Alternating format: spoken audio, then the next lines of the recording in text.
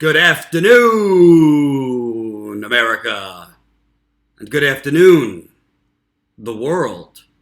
We have wonderful viewers here in the United Corporations of America watching, and viewers all over this globally corrupt world. My name is Jordan Sheridan. I'm with Status Coup. And today is the return of our Marathon Sunday live streams. For those of you Status Coup viewers who have been here since the early days, thank you, first of all.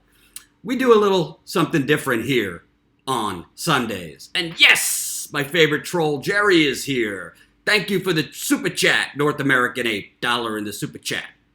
On Sundays, and Jerry, if you're going to troll me all day, would you at least leave some money, Jerry? Stop being such a cheap mother. Beep! Jerry, you can't just occupy real estate forever and ever without leaving money.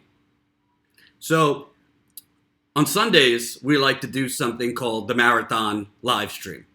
Because if you're going to have a grassroots media revolution, you got to outwork everybody else. So, my record for broadcasting on Sunday is 8.5 hours. 8.5 hours I went. I'm not going to go 8.5 hours today. I'm 3.5 weeks removed from back surgery, and I cannot sit for that long. But we're going to go for a few hours, and we got, oh my Lord, we have so much great stuff to show you. I don't even know where to begin. And I want to thank, excuse me while the screen goes black for a second.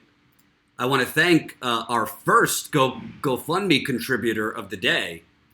Who's that who gave $100 before we went live? Jordan Sheridan, $100 from the GoFundMe. Thank you, Jordan. I appreciate that. You are putting your money where your mouth is. And you can't ask other people to contribute, Jordan, if you're not going to put your money where your mouth is. So, thank you, Jordan. We are now $54,756. $54,756. I have a big, mega surprise for you this afternoon. And I'm debating, should I just give you the surprise now, or should I wait till at least we hit 55,000? That would be $244 away from $55,000. I think I'm going to wait. I think I'm going to wait till we hit 55,000, and then I'll give you the surprise. Reminder, we've been teasing this all week, but we got a nice surprise for you today. I think you're going to love it. I think you're going to want more of it, but we got to get to 55,000 before I'm going to do it. So, I want to give you a few housekeeping notes. Just tell us. They all want it now. Well, first of all, hold on a second. Boofire, I'm not staying on for 8 hours. Maybe 4. So, I don't have anyone. Usually Jen, Status Coup's business partner, my business partner and co-founder, is here to do the live chat. She's got a family thing all day. So I want to let you know, I don't really have anyone to operate the live chat while I'm live. So I'm going to try my best to talk to you while also doing the live chat. I'm going to try my best, if you give a super chat, to thank you and respond. I'm going to try to put the GoFundMe link in, the membership link in, all those things.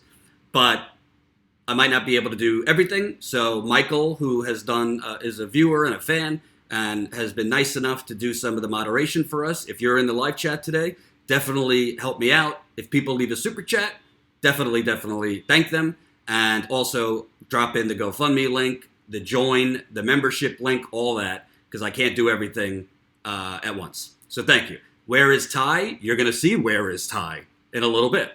So, reminder before I give you the surprise, you got a checklist. I need all 215 of you watching. I need you to smash the like button. I want you to smash that like button like it's Joe Biden coming to your children and sniffing their hair.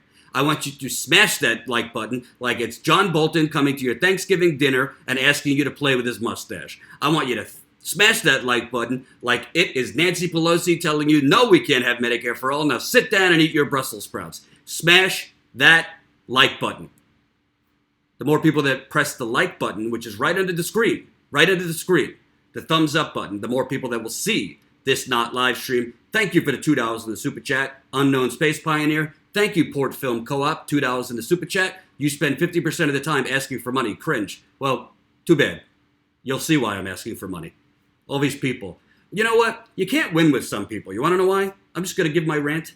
You can't win with some people because people don't want you to sell out to the corporations. People don't want you to sell out to the special interests. People don't want you to sell out and take the money from the oligarchy and the Democratic Party or the Republican Party. But then when you try to raise money so you don't have to do it that way, oh, you asked for money too much. Well, you're going to see what we're asking for money in just 1 minute.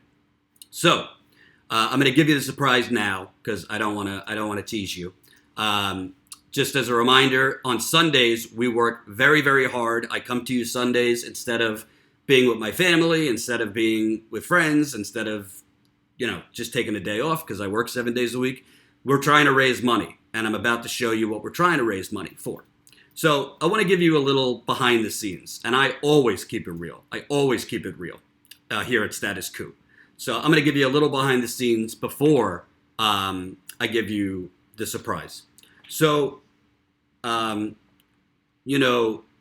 most independent media companies, when they launch, they have some type of money. Maybe an investor. Thank you, Martine, $5 in the Super Chat. Maybe an investor, maybe some help.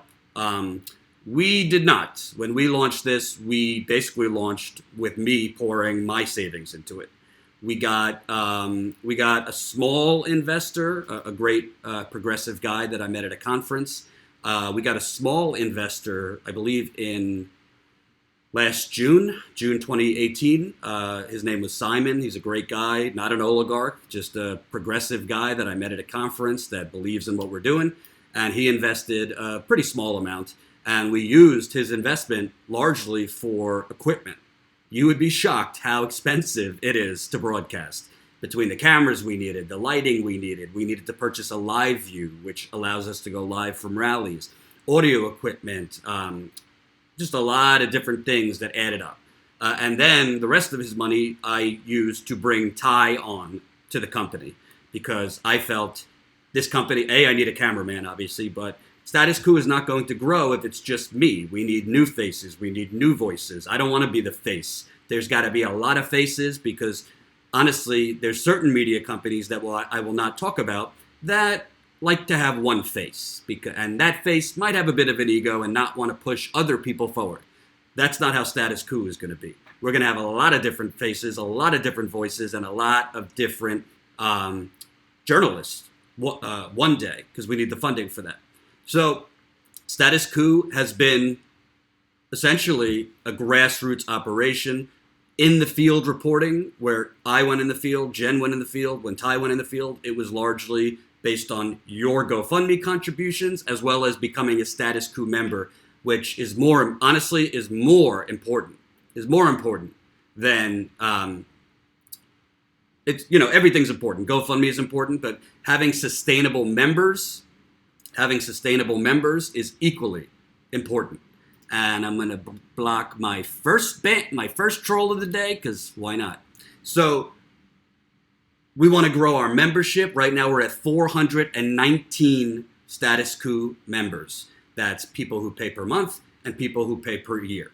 And trust me, I'm about to give you the surprise. Just deal with the wind up for a second. You can go to statuscoup.com/join. You could support in the field journalism, the type of in the field journalism that I'm about to debut for you for $5 a month, $10 a month, $20 a month, or $179 annually. Now I know some of you don't actually even have $5 to spare. And if that's the case, I understand. We don't want to make your situation worse. Obviously, do what's best for you and your family. If you do have an extra $5 to $10 to $20 a month, or $179 annually. Let me tell you what you're going to get for that money. Actually, let me not tell you. I'm going to show you what you're going to get today. Because what we have decided to do, we have hired a reporter for Status Coup, other than me. His name is Marcus Ely. Marcus, I believe, is 31 or 32. I don't know his exact age. He lives in Nevada. He's a father of 3. He's a great guy. He's an African-American male with great life experience. I've known Marcus for quite a while. And I don't want to say, I don't want to sound like, oh, he reminds me a lot like me, because we have way different life experiences. Obviously, I'm white, he's black, he's dealt with things I haven't. But he does remind me a little bit of me when I first started in the field. Because when I was thinking about hiring another reporter, I don't want to hire another reporter who comes from mainstream media, because most of those reporters have really bad habits.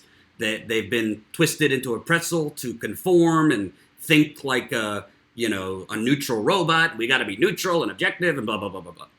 So what I like about Marcus is he's got in him, and I'm about to introduce you to him, Marcus has a righteous indignation that I think you need to be a good journalist. He is pissed off at the state of this country, which I call the United Corporations of America. He's pissed off at the injustices being done to working people, to minorities. And he is hungry. This kid is hungry to break stories. This kid is hungry to go cover stuff in the field that no one else is covering. And I believe Marcus, he's, got a little work to do. He's not a perfect reporter yet. There's some things he could improve on, just like there's some things I could improve on. Thank you, Mr. Methuselah. $15. Thank you for your work, Jordan and team. But I wanted to bring on Marcus because I think the time is now. Marcus is in Nevada. So why that is important is Nevada and California are 2 of the first 5 voting states. So you got Iowa, New Hampshire, South Carolina, Nevada, and California. So Marcus can cover basically 2 out of the 5 for us. That's California and Nevada, which he is doing both this weekend. And I'm about to show you some of that work. Ty, who you know, our photojournalist, Ty is moving to New York. Right now, it looks like next month to be here with me. And we are going to be covering the campaign as much as we can, as much as funding allows, in New Hampshire, when candidates are in Pennsylvania, and anywhere that we could afford to go. So we're going to have Nevada and California covered, and we're going to have New Hampshire covered, because it's easy enough for me and Ty to get up to New Hampshire from New York. And we are going to try to cover this campaign as much as you will help us. I will be totally, fully transparent. We don't have the money to hire Marcus right now. I am the CEO of Status Coup, and as such, because I believe in this, and if I don't believe in Status Coup, I can't ask you to believe in Status Coup. If I'm not going to put my money where my mouth is, I can't ask you to do it. So we don't actually have, as a company, the sustainable money or the sustainable funding at this moment to pay for Marcus. So I have fronted the money as me, Jordan. I am fronting the money for him for at least 2 months. I told them there's no guarantees, just like at the Young Turks. They didn't give me a guarantee that I was going to be around much longer than a few months. So we're going to have to grow this lickety-split, because at some point in a media startup, you got to take a risk. You got to take a calculated risk. And I believe Marcus is worth taking that risk. So I have fronted the money for Marcus, and Marcus just covered a lot of events in Nevada. He is currently in California. Today he is covering the California Democratic Convention. I want to introduce you to Marcus, and then I'm going to show you one of his first interviews for us. We got to raise money. There's no ifs, ands, or buts. For those of you in the live stream saying stop asking for money, go fuck yourself, is what I have to say to you. Because the bottom line is there are some outlets out there that ask you for money, and they say they're going to do things, and what do you end up with? 24/7 Trump, 24/7 Russia, and 24/7 nonsense. When we ask you for money, when we tell you what that money is for, we're showing you what the money is going to be spent for. And yes, I did just demonetize myself, so you got to help us more financially, because this video is now demonetized. So Without further ado, I want to introduce you to Marcus Ely, and then he's a quick video, him just introducing himself, and then I'm going to show you an interview he did. For the rest of the live stream, we got a really great interview with NSA whistleblower Bill Binney. We also have an interview with Scott DeNooyer. He is a father whose son tragically just committed suicide because his health insurance company canceled his health insurance over a $20 bill. So we're going to air that interview. We have reporting from Ty Bayless. Ty was in the field covering Bernie events in Pasadena. So we got a lot of great stuff for you today. Without further ado, here is Marcus Ely. I ask you, I plead with you, and I have no shame begging with you. Right now, we are at $54,766. Today, I want to raise $5,000. It's a bit ambitious. I think we could do it. If every single one of you donates $5 to $10 in our GoFundMe, I can't do the math in my head, but if every single person watching right now can donate $5 to $10, that's several $1,000s. I also want to grow our membership. So if you're on the fence, once you see our reporting today, I really hope you'll consider becoming a Status Coup member at statuscoup.com/join. That's statuscoup.com/join. I promise you there is not another independent media outlet in this country that is going to be in the field as much as us, because they don't want to be in the field as much as us, because they don't want to do the work. We're ready. We have the will. You need to help us find the way. Here's Marcus. I really want to kind of rant for a second. But first I want to thank all of y'all who are members of Status Coup, who have donated to the GoFundMe, who have become patrons, those of you who just have made this possible for me to even come out here and cover these events and cover the stuff I'm going to cover in the coming months. I want to thank you from the bottom of my heart. I really appreciate y'all. Journalism, authentic, hard-hitting, in-the-field journalism is my passion. It is why I do this. The reason why I do this is because lived experience is important, and it's not given the respect it deserves in today's media at all. It's just not. And the reason it's not given the respect or it deserves is because a lot of these media types don't have lived experience, and a lot of them enjoy their cushy jobs and don't travel a lot. And honestly, I understand. I'm a parent of 3. It's hard for me to travel. You know what I mean? Like, it's hard to travel and do this work, and a lot of places don't fund investigative pieces like Jordan does, like I want to do, like I have done in the past. It's just usually journalists have to go out and do this stuff themselves on their own dime and then keep receipts and be reimbursed 7, 8, 9, 10 months down the line. And y'all funding us makes this possible, because poor and working people need to be telling these stories. People who have scraped check to check, people who have been homeless, people who have to deal with the many ways this system attacks you, need to be able to tell these stories, because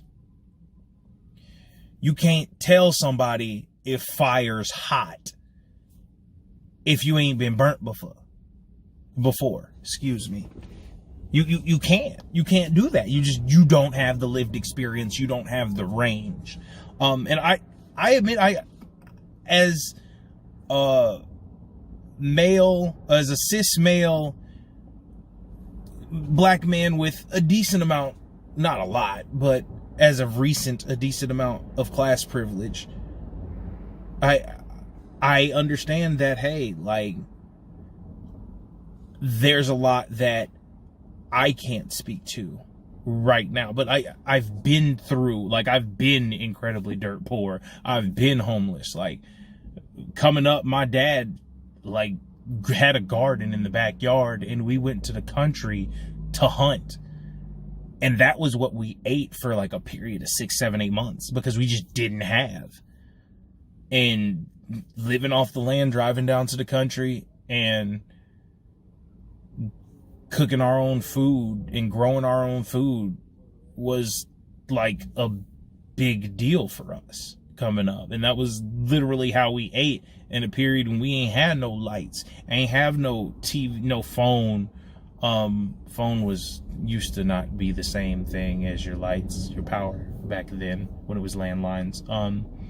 But yeah, no running water in the house either. Just like, oh, I have a roof. Cool. You know, like that was it. And that we made do with what we had, and it wasn't a lot. And knowing the pain of being in that situation, and knowing what it's like to be homeless in the winter and having to huddle up with a bunch of people in a snowstorm to stay warm so you don't freeze that night. I've done that. I understand what the pain of those situations is. And not just that. I think that it's important that people who are in these situations get to tell these stories. It's incredibly important. It's necessary that these people get to tell these stories. And this is what you're paying for when you fund Status Coup. This is what you're supporting. Because if you want, I don't care what issue you want, the capitalist class is not interested in propagating things that are going to mess with their money. Period. They're not. They are not interested in any way, shape, or form in funding journalistic or media activities that are going to cost them money. That's why you don't see that's why when we have situations like we did Thursday morning, when we saw the person arguing with Bernie Sanders at the rally, and they were like, oh, well, you didn't support Hillary. And then CNN gave the typical headline of, person says Bernie didn't support Hillary. Bernie says, I did. You decide for yourself. No, there's facts. And Bernie did. He went to more rallies for Hillary than Hillary went to for Obama in 2008. So that's a fact. And that just wasn't to be found in the piece. But more important than that at all was what was not covered. There was a woman at that rally that pays $30,000 a year for health care. Silence on that. Like the person that challenged Bernie got booed pretty loud. And that was the louder reaction in the room. But when that woman said she paid $30,000 a year for health care, you could feel the tension in the room when that happened. Like you could feel, it was palpable. And no media coverage on that. Why? Because they don't understand that. They do not. The media class does not understand that. And it's not because they're terrible people or anything like that. No, it's not. That's not the reason. I don't think that they're terrible, evil people. It's just they know what's going to get clicks and what's going to make the most money.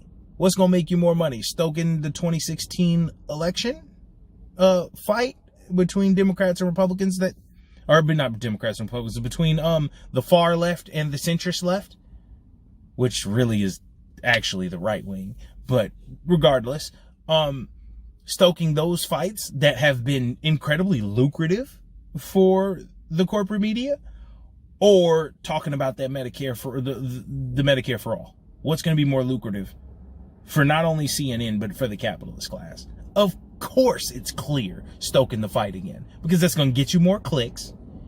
It's terrible. It's going to get you more clicks, and it's going to protect Big Pharma. I'm not with that. I'm sorry. I was raised different. I was cut from a different cloth. I ain't got no nickels in that dime. I'm not finna I'm not going to get out here and go be a stenographer. I really enjoyed the opportunity of covering the 2018 election for Nevada Dems with the Associated Press. I did it, and it was it was really good experience. Like, it was fun. I had to write 130 words in 7 minutes and turn it in. But honestly, I was a stenographer. To keep it fair, I was a stringer for the Associated Press. I wasn't the writer. And I really, I don't want to knock them, because the Associated Press has a really high standard of just what people said. Like, they are what Jordan talks about stenographers. The Associated Press's plan for journalism is that they are the wire service. They let other people do that. There's arguments in favor and against the Associated Press doing what they do. But that, for me, is not the type of journalism I want to do at all. I enjoyed the opportunity. It was great to be there.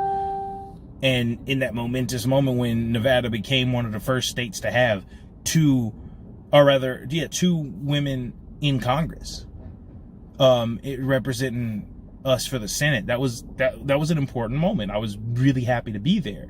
But at the same time, I don't want to be a stenographer. I don't want to do that. There are people that want to do that. That's not what's for me. What's for me is using my abilities to get out there and tell the stories. I don't like to bloviate about myself. I really don't. Maybe it's the fact that I'm a person that lives with depression.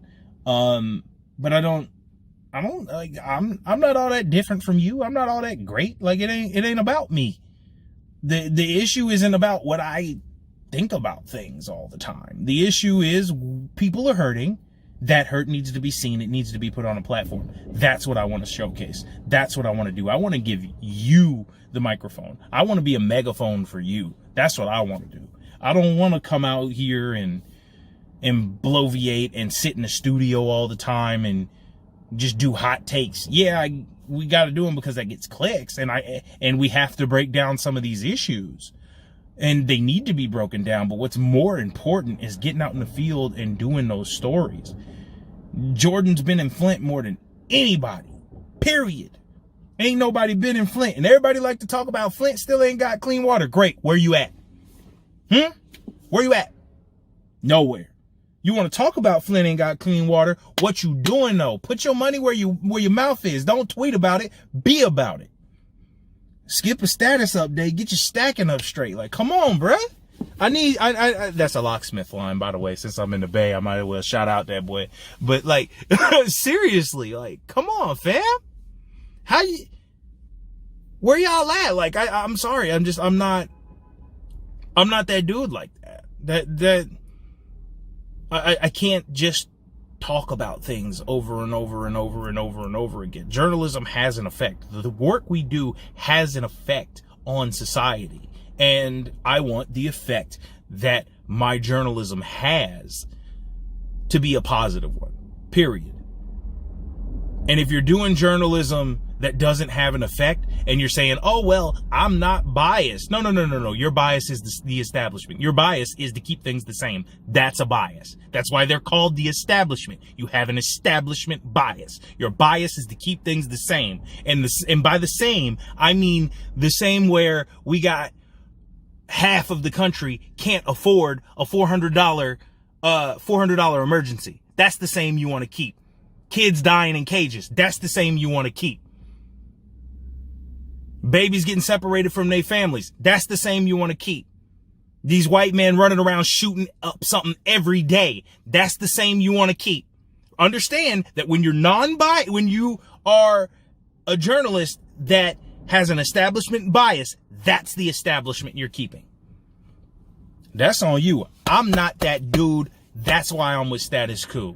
Y'all can donate. I'm finna go up into this event. I got to get up out of here. I'm rambling on. It's 13 minutes. But hit the smash that like button, hit the bell, subscribe so you can get notifications. The YouTube suppression is for real. Yeah, they don't want these stories getting out there, but we gonna get them out there anyways. Yeah, become a member of the Status Coup. We appreciate y'all. I appreciate y'all. I thank y'all so much. Like, I'm literally doing my dream job because of y'all, because of you. 2 weeks ago, I was working security. You understand me? I was working security graveyard and sleeping 3 to 5 hours a day and being a stay-at-home dad and working graveyard. I'm out here doing the job that I want to do because of you. So if they won't, this will not be the case. I can put it on everything I love, but this won't be the case. But if nothing comes of the work that I do, there's that change already. You have given me my dream job. So that change in itself is already cemented. Thank you guys. I appreciate y'all so much. But I'm gonna get up out of here and get on, and I gotta kick some butt for y'all, because I promise you, your money is not wasted. Your money is not wasted. It's not. I'm finna put foot to pavement, microphone to mouth, foot to establishment ass. I don't play that. I'm sorry, I'm cussing, but yeah, appreciate y'all. I'm gonna go. Hope you enjoyed that last video. Hop on over to statuscoup.com where you can sign up for our email list and become a member for as low as $5 to $10 a month.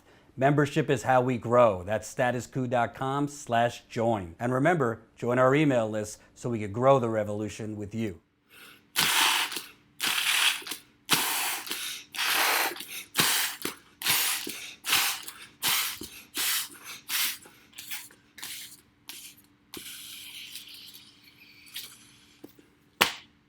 I think it's broken. I think I need new ones. $55,000 in the GoFundMe. $55,000. Damn it. They're broken. That's okay. I'll just start twerking. We passed $55,000 while I was introducing you to Marcus. Again, that's Marcus Ely. He is the new Status Coup reporter, and I have a lot of his interviews ready to go for today. Before I show you the first interview, I just want to tell you what I like about Marcus. And I want to thank Marcus for coming on. First of all, Marcus has 3 children, okay? So I'm a reporter without any children, and this is a really hard job. I work probably 80 to 90 hours a week, and right now I'm not making a salary from Status Coup. I take whatever money is left over sometimes, but the money that is coming in, thanks to you and becoming Status Coup members, membership is how we grow. Statuscoup.com/join. Marcus has 3 kids, so as much as I'm taking a risk, because I'm paying Marcus out of my money. Not that we don't have yet enough money to pay for a full-time reporter, but I thought to myself, you know what? The bottom line is, it's really now or never. The 2020 campaign is here. I can't wait for the money to come. I can't wait for, an investor or some type of. I can't wait for money to fall. The way to grow Status Coup is to get out there in the field, and I've chosen, at least for the first 2 months, to pay Marcus out of my personal pocket. I've told Marcus there's no guarantees past 2 months because we got to raise the money to keep you, and I think he's worth it. When I watch his interviews. Full disclosure, and I'm going to tell him this as well, there's some things he could work on. He's not a ready-made, seasoned reporter, but I would rather have somebody that's a little green between the ears and I could teach and mentor than somebody who has more experience but is establishment and boring and neutral and just the same vanilla corporate crap propaganda, public relations, masters journalism that you get on CNN. I'd rather have Marcus, because Marcus can learn, Marcus can grow, and Marcus has what you cannot teach, and that is drive, determination, and a desire to bring down the oligarchy. That is what we're here for. We're not here for clicks. We're not here to go viral. We want to go viral, and we like getting views, but our goal is to break news, to deliver whatever justice we can to the downtrodden, and to put corrupt people in jail and to bring them down in whatever way we can so we could deliver justice to you, the viewer. So I hope, for those of you who don't like that I'm trying to raise money, well, I'm trying to raise money for a reason. It's not for my health. It's not so I could go to the casino. It's so we could go out and cover the campaign for you. So I'm going to air the first interview Marcus did. While I air it, I hope you keep contributing to the GoFundMe. Once again, we are now at, let's see. We're now at $55,064. I have a major goal for today. I don't know if it's going to happen, but you got to think big for big things to happen. I want to raise $5,000 today. It's going to take a village. If every single person watching right now, that's 308 people watching right now, if every single person drops $5 to $10 in that GoFundMe, let me do the math. 310 times 10 equals not quite 5,000, but that would be a lot of money. So we want to raise $5,000 today. I want you to watch these interviews. I want you to, obviously, there's going to be room for improvement. He's got to grow, but I think he's got the raw skills to do it. I wasn't that great when I started. I grew in the field, but something Marcus has that a lot of people don't have, he don't give a fuck. And that's what you need. He ain't trying to appease. He ain't trying to climb a corporate ladder. He's trying to keep it real. Without further ado, here's his first interview. We also have a lot of reporting Ty did in the field the other day from a Bernie event. So keep it coming in the GoFundMe. Keep it coming in the Super Chat. And if you have not done so yet, definitely check out statuscoup.com/join. We already have 2 new members that have signed up since we've been live. Membership is how we grow. If you ask me, Jordan, today, if you want one or the other, if you want a GoFundMe donation or for me to become a member, become a member. Sustainable monthly membership is how we grow. I'd love both. I'd love you to become a member and donate to the GoFundMe, but if you can only do one, become a member. Here's Marcus's interview, one of his interviews from Nevada. Marcus Healy here live from Maya Cinemas out in East Las Vegas, and I'm here with Minister Stretch Sanders. Some of you may remember him as the leader of All Shades United. He and a group of other activists blocked the Strip back in 2016, was it, or 17, with the killing of Tashi Farmer Brown at the hands of the police, and then recently he led an insurgent campaign for mayor of Las Vegas, and he was out at the private event for Bernie Sanders here at Maya Cinemas. So could you talk a little bit about what Bernie talked about and how that reached you and whatnot today? Well, first and foremost, thank you for having me on. It's a pleasure to be able to rebuild with you after years of us following each other's life. So just left out the private event, and he had some good ideas, but like I say, good ideas without action is just lip service. And so some of the things that I like that he did bring up was making sure that the healthcare is a big one for me. Also investing in communities. I think that a lack of economics produces poverty. People are not committing crime just to commit crime. People commit crime out of survival. You have those who will just do it just to do it, but there's a root to every problem, right? So I think that he touched on that. Some things I wish he would have touched on, which was reparations, but I understand that in 20 minutes you can't hit it all.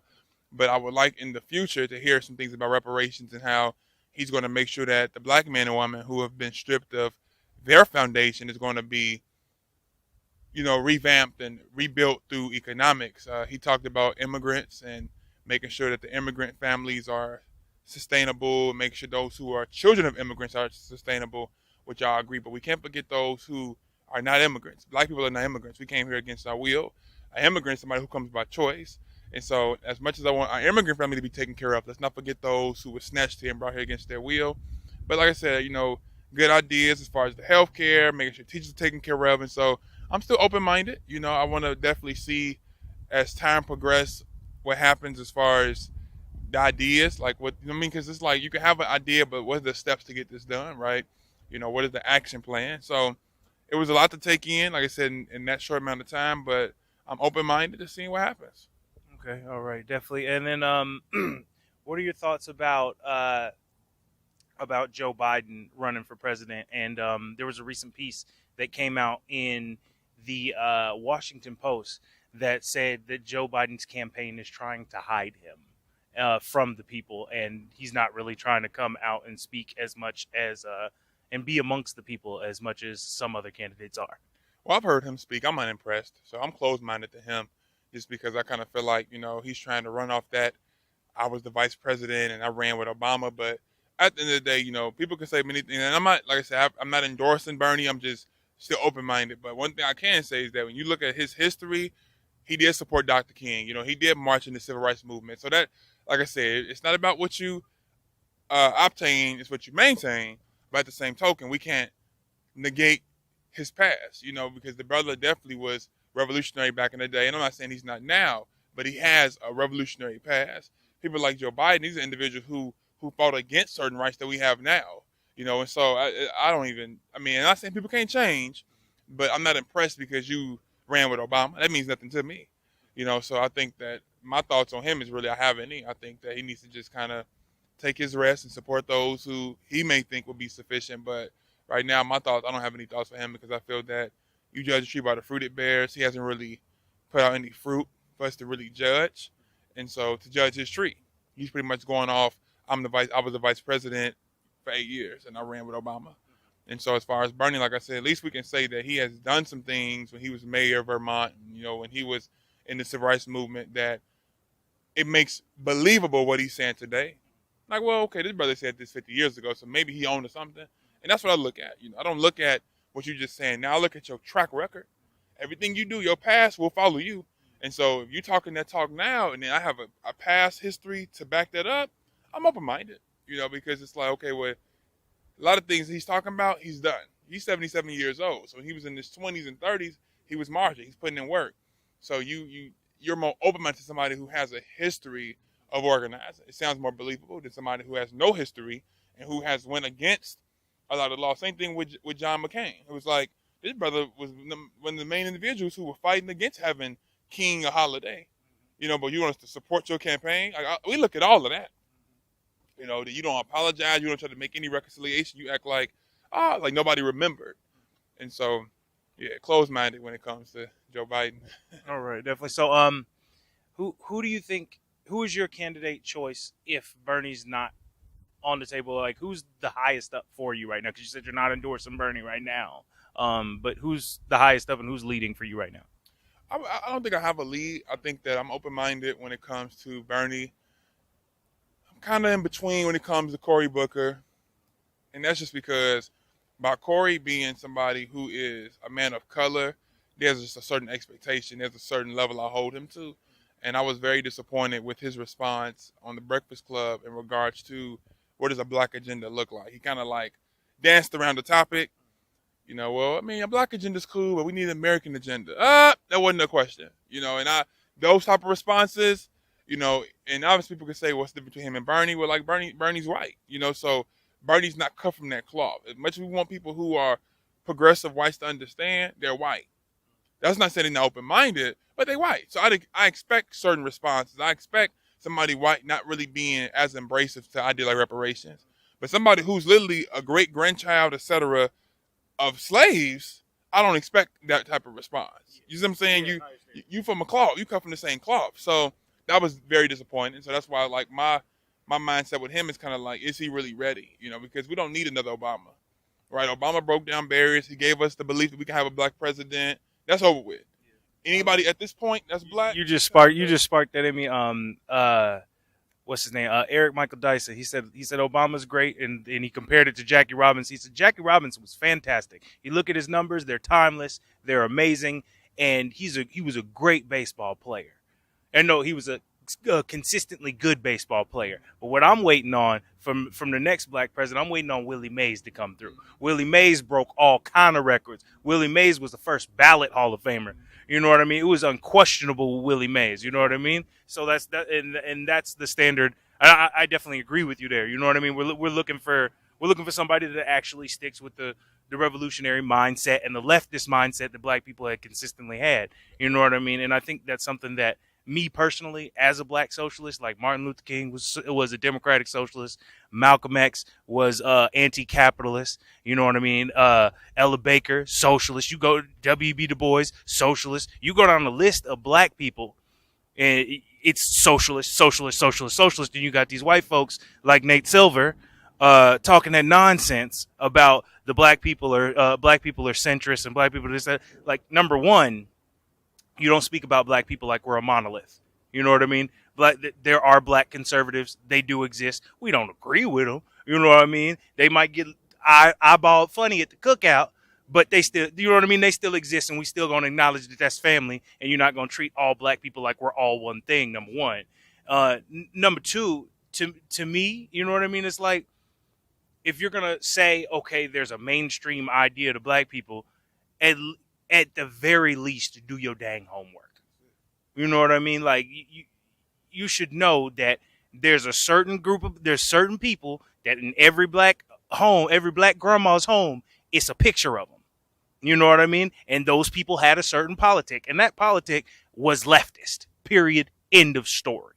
You know what I mean? And that's just what that was. So to say that black people are centrist is just shows that the only type of black people you deal with are the ones that may have a certain respectability politic about themselves, may have done better for themselves. You might not want to deal with those kind of black people. Maybe you need to do some work on yourself, because saying that there's those kind of black people is real problematic. You know what I mean? we could talk about that, but see, look. You the Rev. You take them to church. I'm the politics, but like, you get me talking about politics, I will have a sermon up in here. It's what I do. But yeah.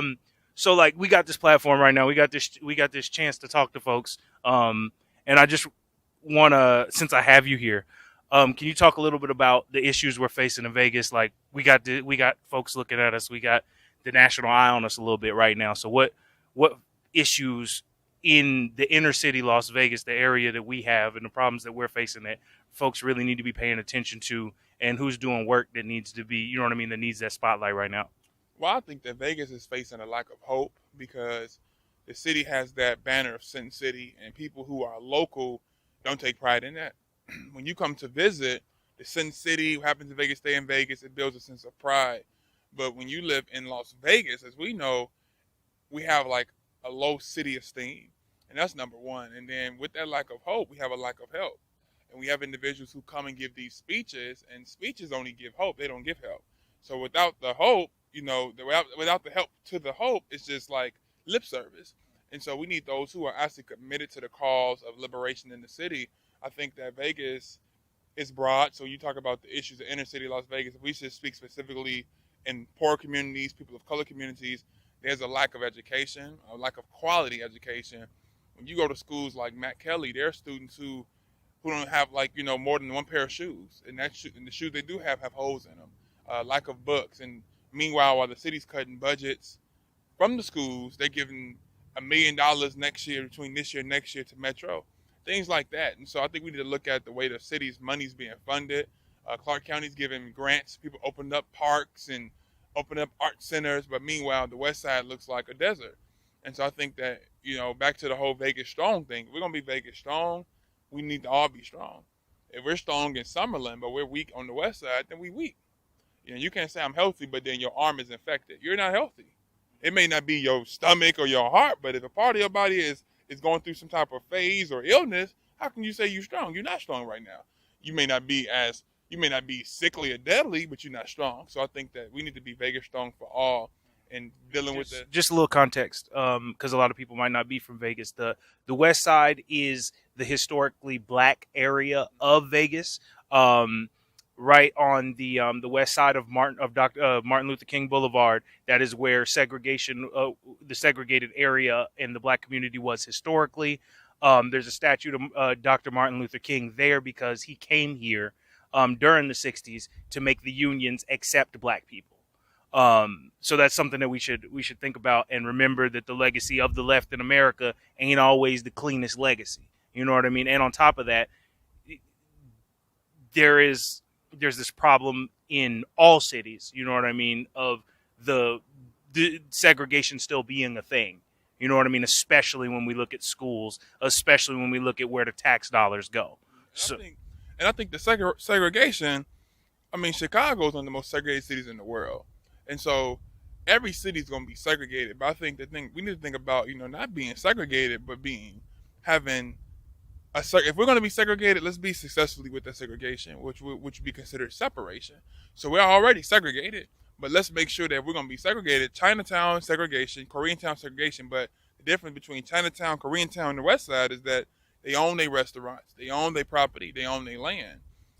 We're not asking to necessarily not be around other ethnic groups. We're already not living amongst each other, but we're not benefiting off that segregation. You have other communities who come in our communities and they have our restaurants and our towns and our things that make us function. It's owned by another ethnic group. You don't see that in no other community. And so I think that, I believe that preserving culture preserves life. If I want to get Chinese food, I go to Chinatown.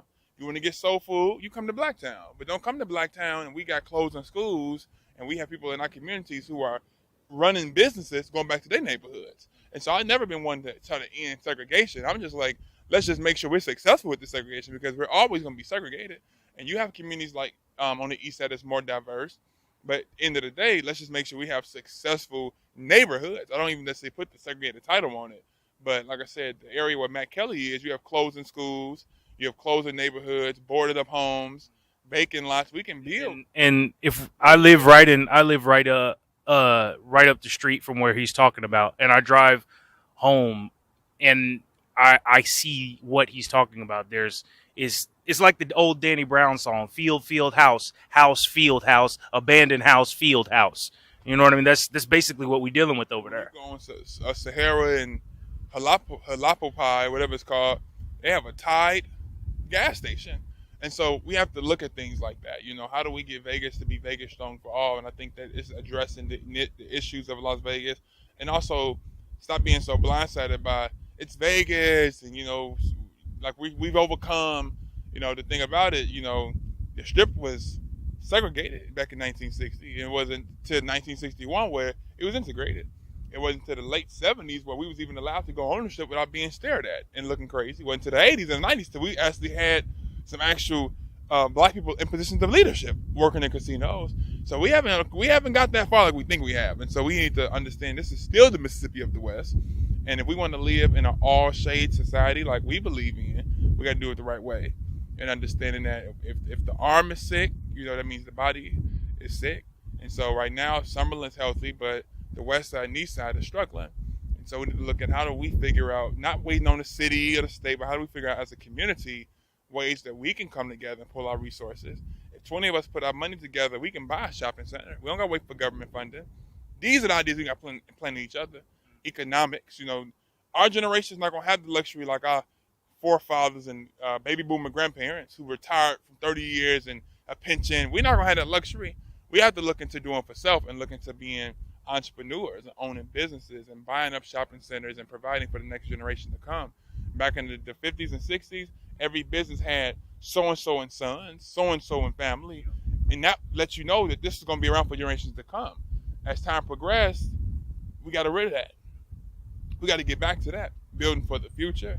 And I think that everything Bernie said today was in line with that, is that, what about the next generation to come? What future are we leaving for those who are going to come from under us?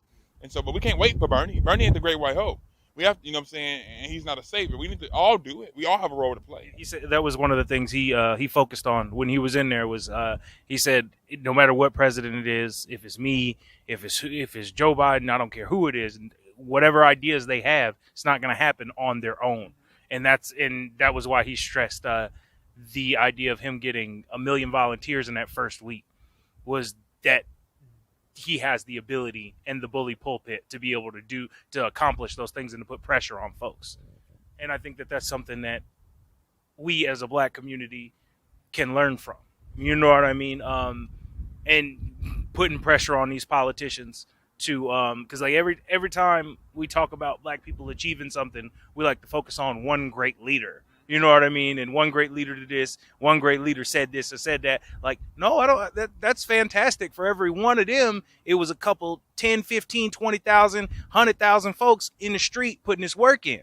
You know what I mean? And we gotta keep it 100 and respect and lift up our black women. Most of them putting in that work was black women. We have to understand too that, you know, what does it mean to be a leader? You know, everybody in the front ain't a leader.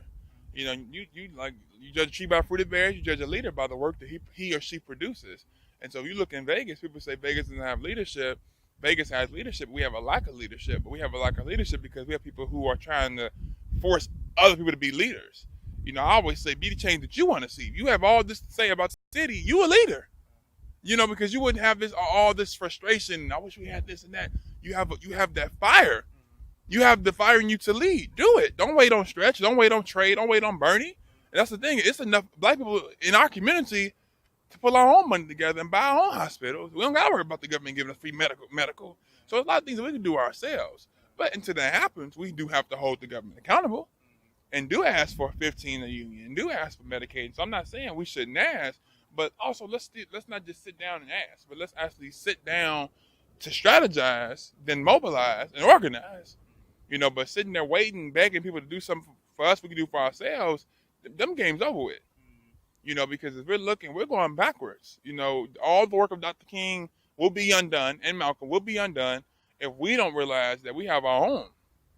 Dr. King going on 51 years since he's been gone. When's the next King's going to rise up? When are the next Malcolms?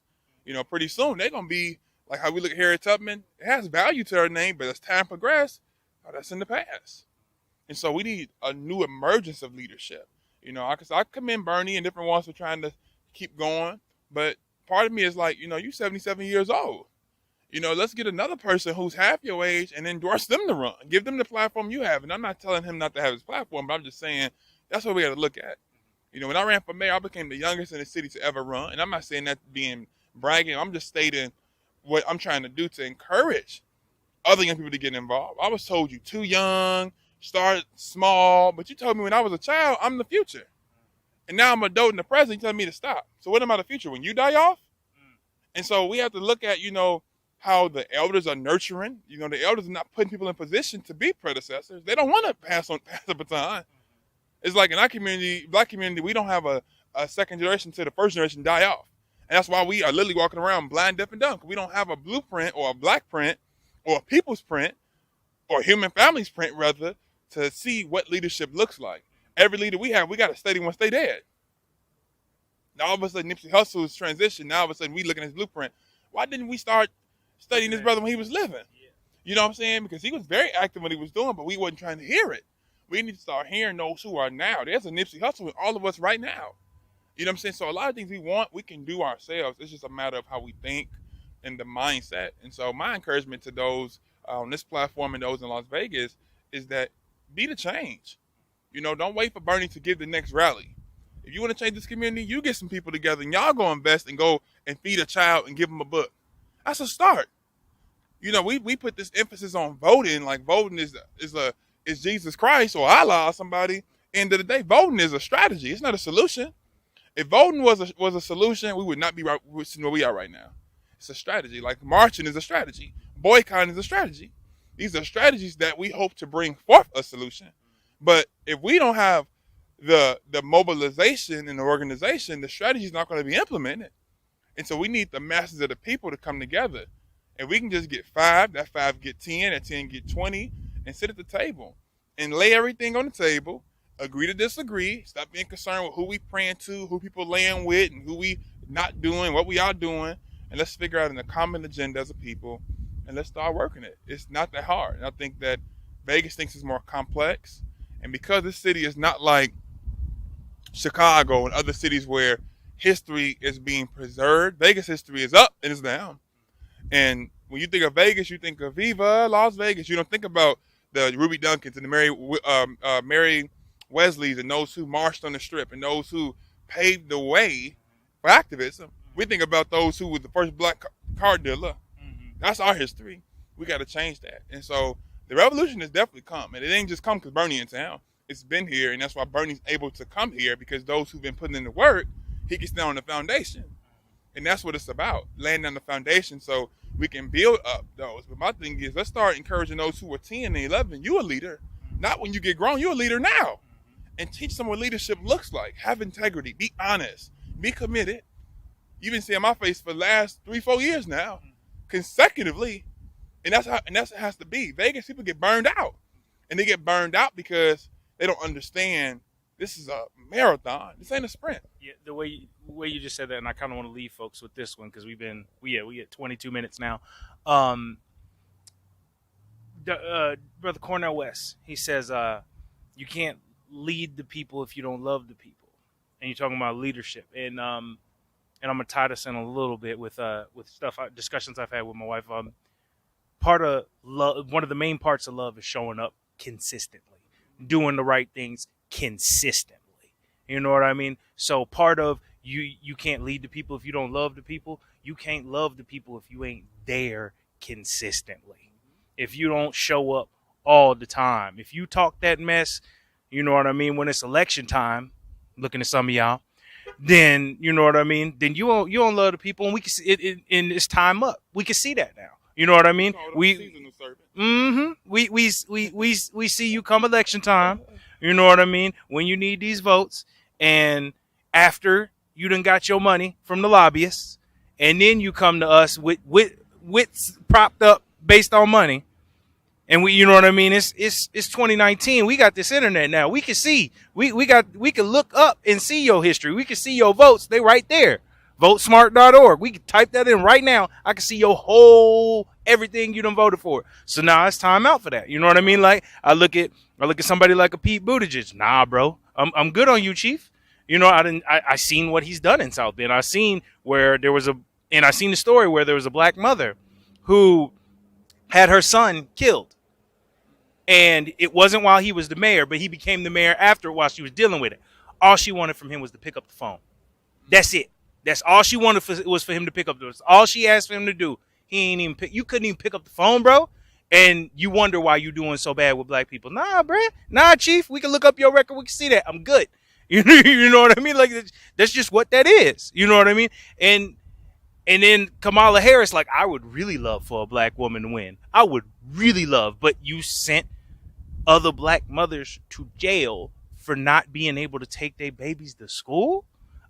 I have yet to get an honest explanation for that. I got questions. You know what I mean? I still, as that's a black woman, and I'm looking at some of these white progressives kind of sideways right now because y'all real hard on her, unlike you are on some of these other white women that's running. Y'all ain't got as much to say about these other white women that you have to say about Kamala, and I'm looking at y'all sideways. However, that's not what we're dealing with right now. I just wanted to make sure I hit y'all on that.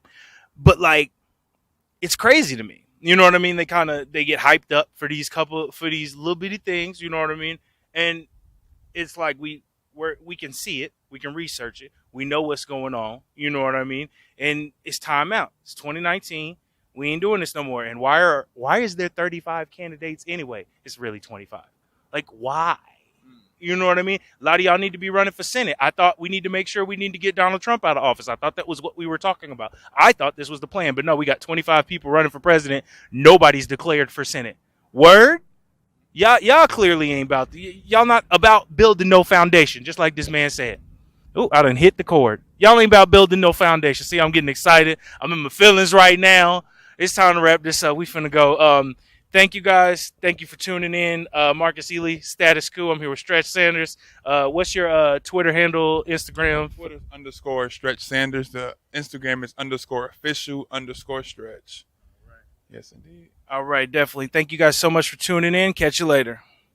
Hope you enjoyed that last video. Hop on over to statuscoup.com where you can sign up for our email list and become a member for as low as $5 to $10 a month.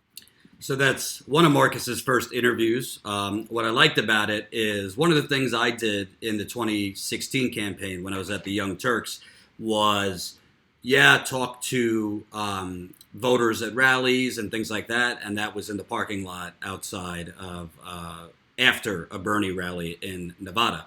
But another thing I did was try to actually interview people on the local issues in these states and cities. Because primaries, whether it's in Iowa, New Hampshire, Nevada, California, a lot of people vote based on who do they think is not only best for the country, but to address the local issues in their community. Because federal policy is a domino into their community. So I like the fact that Marcus was asking, about local issues in Nevada. Because when I'm in the field, I always try to cover local issues in Iowa, New Hampshire, South Carolina, and so on and so on. I did see some comments in the Super Chat. Listen, bottom line, when you're starting a grassroots media organization, you know, when you hire a reporter, they're going to need some mentoring. I happen to think I'm someone who could mentor reporters. I think Marcus has a lot of great raw skills, and I think he's going to get a lot better. And I like his mentality. He's hungry. He wants to break stories. He's not afraid of powerful individuals, powerful politicians, powerful corporations.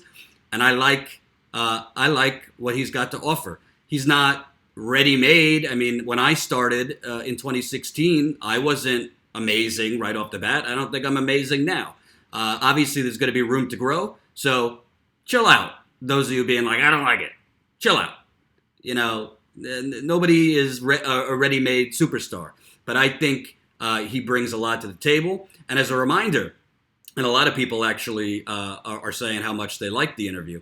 I haven't played this in a while, but I want to remind you, we're not only trying to raise money for Marcus and to keep Marcus. As a reminder to those of you who came late, we're now at $55,000.64. I got a bold goal for today. I don't know if it's going to happen, but I want to raise $5,000. So we've already raised a couple $100. I want to raise $5,000 to cover Marcus's first 2 months. And I want to raise $5,000 to also have money for other trips in the field. I want to remind you, because we haven't played it in a while, what exactly Status Coup is about, what we're trying to do here, and what your funding and you becoming a Status Coup member, statuscoup.com/join, actually is going to deliver. Here's our original promo video, which we are about to do another.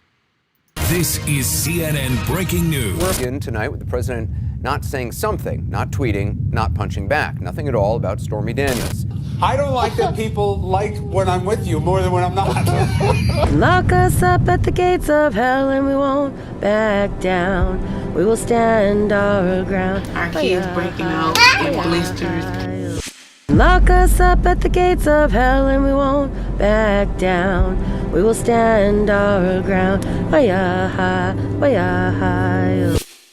government and the media would rather focus on the president's tweets, scary boogeymen from Russia, instead of people being poisoned. We were driving up and we started seeing the lines to this church here. A lot of the churches in Flint are distribution centers for free bottled water. It's sad to see that 4 years later, we're still going through the same thing as if it happened 3 months ago. They said, oh, your water's totally clear for lead, it's fine. There's no way for them to know that. I really do believe that this water, from us consuming all of this stuff, that is what caused my miscarriages. I'm all broke out. I have my own pictures. I'm all broke out. I'm diabetic. I have like webs. And this is from the water.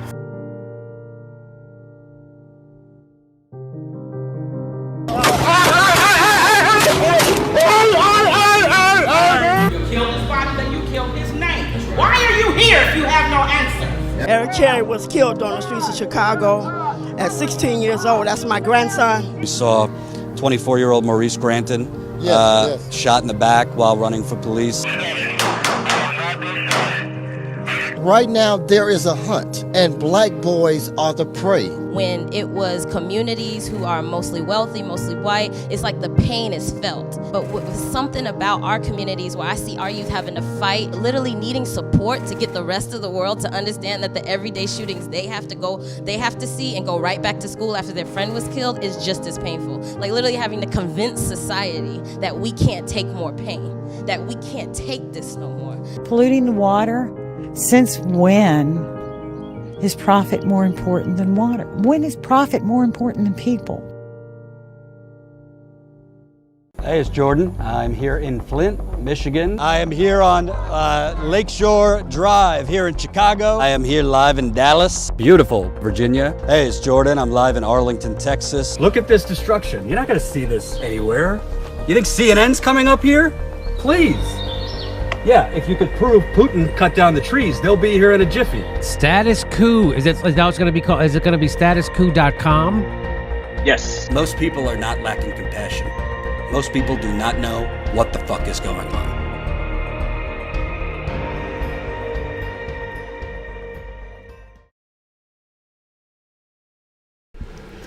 Hey, it's Jen, and I'm here to talk about some of the things that we use your donations and your membership fees for Status Coup. First and foremost, we use them to go out into the field and report on stories that no one else is reporting on, such as Flint, Chicago, Seattle, Vancouver, a lot of the different places that we've gone. That's exactly where your money goes. And it also goes to pay me and Ty and Colin, and sometimes Jordan takes some money, but we're not at the point yet where he can take a regular kind of salary. But once we're at that point, he will be, because he needs to. He can't live off of his savings forever. And the money goes quickly. It takes a lot of money to run a startup, to start a startup in the first place, and for all the tools that go on in the background. I have certain needs for marketing, for example, like some research tools and some social media tools and things like that. But I want to make it very clear that we're extremely frugal with your donations and your money. We carefully vet everything we buy. We make sure it's absolutely necessary. And we just want to make sure that we put out good news. And that does take money. So sometimes people get a little, frustrated if we push fundraising too much. And we really don't mean to, we promise. It's just that we really are dedicated to those stories, the Flints and the Chicagos and the Seattles and the pipelines in Virginia, and all the stories we've covered and all the stories we've yet to cover. And so it takes funding, and so that's why we do it. We don't do it because we want to make oodles and noodles of money. If we wanted to make a ton of money, honestly, this isn't the line of business we'd be in. Jordan has turned down 6-figure opportunities to work for other journalism companies because he really believes in being independent and Status Coup. I used to make quite a bit more money ghostwriting and copywriting and marketing than what I used to do. But we are here because we believe so strongly in Status Coup. We believe in delivering the very best news to you. And we so appreciate you because we know that you appreciate us, because we hear it all the time. We get emails saying so. We hear you on the live chats, all that. And not to mention, we've tried to make sure that you get some really, really great stuff when you subscribe to become a member at statuscoup.com/join. You get tons of great member perks like monthly video calls and behind-the-scenes video diaries.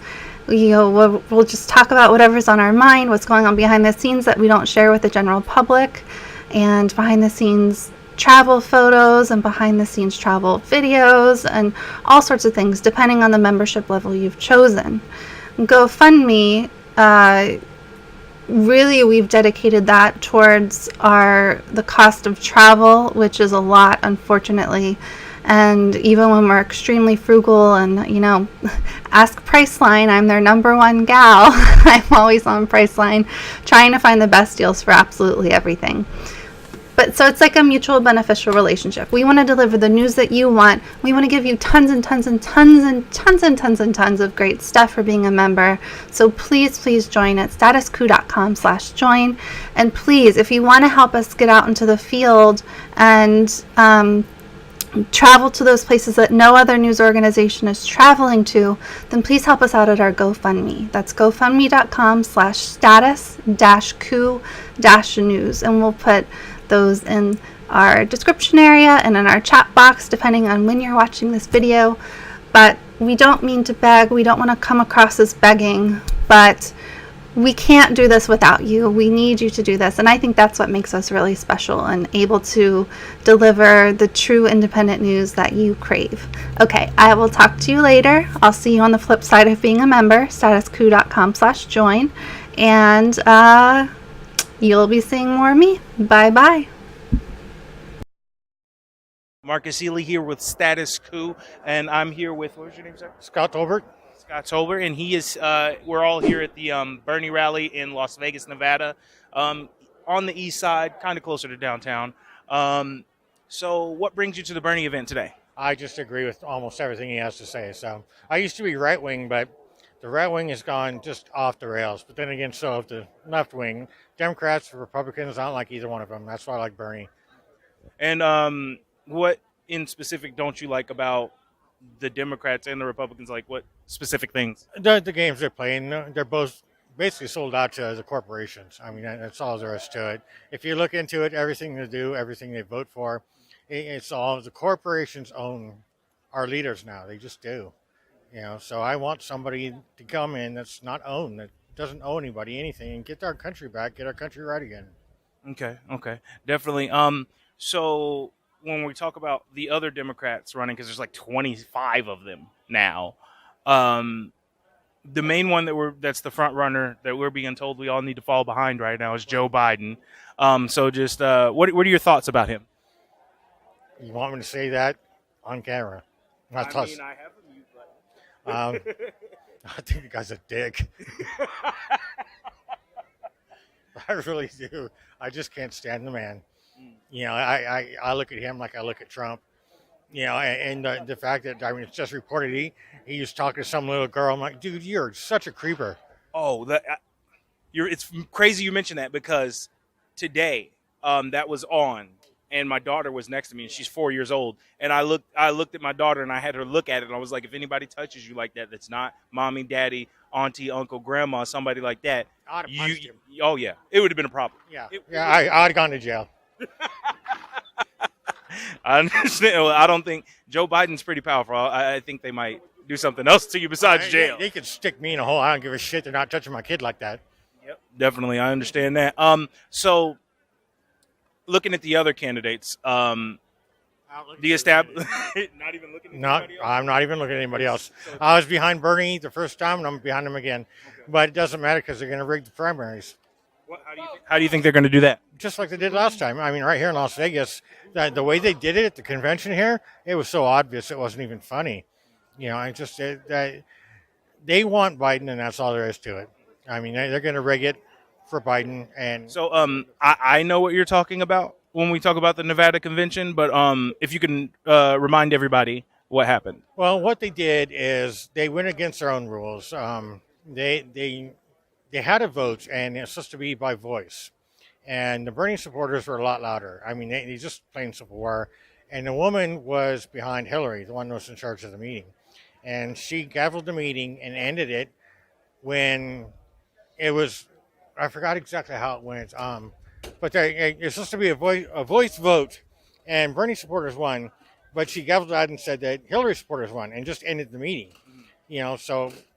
And apparently, I believe a chair was thrown. No, that was made up. That was completely made up, and it was proven to be false. Yeah, I know. I'm just, but I wouldn't mind throwing a chair when they do stupid shit. So the one thing that really kind of worries people is that a lot of these Bernie folks will not vote for anybody other than Bernie, if they rig it again, I'm not voting at all. No, I didn't last time because of Hillary. I could not in good faith support her. I couldn't support Trump, so I'm not going to vote for either one of them. If they rig the elections again, I will not vote, and Trump will win. Okay, and how do you feel about the effects that may come because of that? I don't. Because like. That's really a tough one because I've got views from both parties. I can't stand a lot of what Trump does. I think he's just dumber than a box of rocks. But I don't want the normal corporate person like Biden in. I just don't. So it's a difference between two buckets of But like, do you think we'd have kids in cages and all this stuff we're having if we'd have had Hillary instead of Trump? No, I don't think so. But I think she would have done some shady stuff anyways. But, I can't get behind the blue no matter who. I just can't do it. I was a registered Republican I've never voted Democrat in my life. I always voted Republican. This is the first time I've changed over. And it's for Bernie. So I'm not going to do blue no matter who. I'm behind Bernie, plain and simple. He's the only reason I'm going left. I like his policies because he cares about people.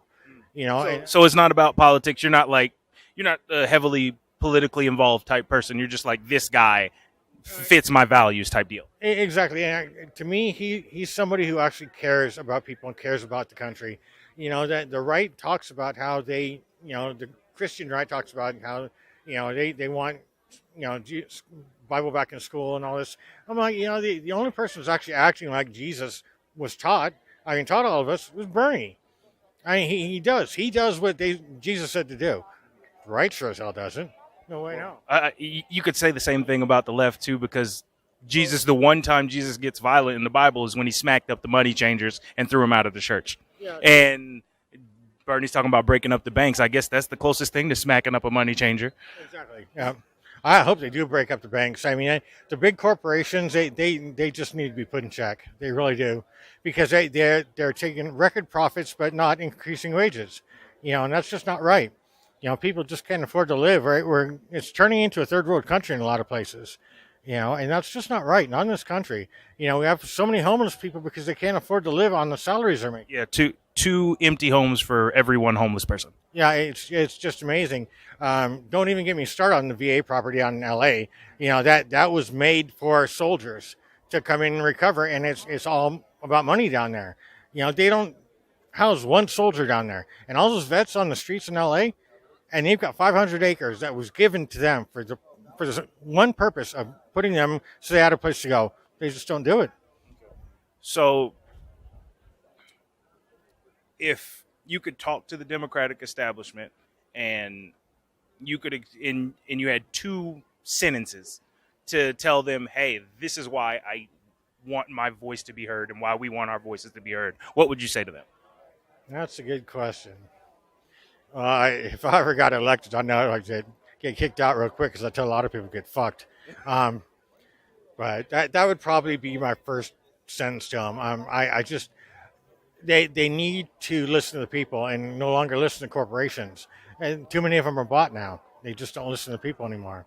Neither side does. So. Okay. All right. Definitely. Well, I really appreciate you for your time and your honesty, and thank you so much. Thank you very much. All right. Hope you enjoyed that last video. Hop on over to statuscoup.com where you can sign up for our email list and become a member for as low as $5 to $10 a month. Membership is how we grow. That's statuscoup.com/join. And remember, join our email list so we can grow the revolution with you.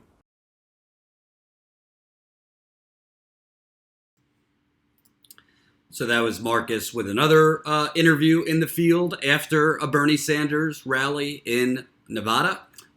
Throughout this marathon live stream, we're going to be airing more of Marcus's interviews. If you're just coming to this late, we just brought on Marcus as our first reporter, other than me, of course. Marcus is a 31-year-old, I believe, from Nevada. He's a husband and a father of 3. He is tenacious. I think he brings another perspective to Status Coup. He's obviously an African-American man. He's been homeless before, and he brings a perspective that I think is sorely needed. More importantly, Marcus wants to get out there in the field. There's not a lot of people who want to travel as much as this job takes. If you're coming to this late, as a company, we don't actually have the money to cover Marcus yet. So I have personally fronted the money for him because I believe if I'm not going to put my money where my mouth is, I can't ask you to put your money where your mouth is. So I believe in Marcus. I think he has a lot of raw skills and he could become a lot better. I'm going to try to mentor him as best as I can and teach him all the things that I know and the way I do things. But I'm also going to say, be you. Don't try to be me. Be you. But I also want to teach him, just some pointers and mentor him as much as I can. I also want to thank you. We've already raised $200 so far today. We want to raise a lot more. We're at $55,089. Our goal for today is to raise $5,000, so that's a bold goal. I don't know if it's going to happen, but you got to be bold if you want anything big to happen. So any amount counts. We got right now 300-something people watching. I think GoFundMe's minimum is $5. If everybody watching leaves $5 to $10, that's a few $1,000s we've raised to cover Marcus's reporting in the field. And why Marcus is so important, not only because I think he's good and I think he's going to get better, is Marcus lives in Nevada. And Nevada and California are two of the first 5 voting states. So Marcus, as part of Status Coup now, will be able to cover for us a lot of the events in Nevada and California. And Nevada and California are going to be pivotal, particularly if Bernie Sanders is to become the Democratic nominee. I believe Bernie Sanders has a good shot in Iowa. I think he has a great shot in New Hampshire. I think South Carolina will be tough. For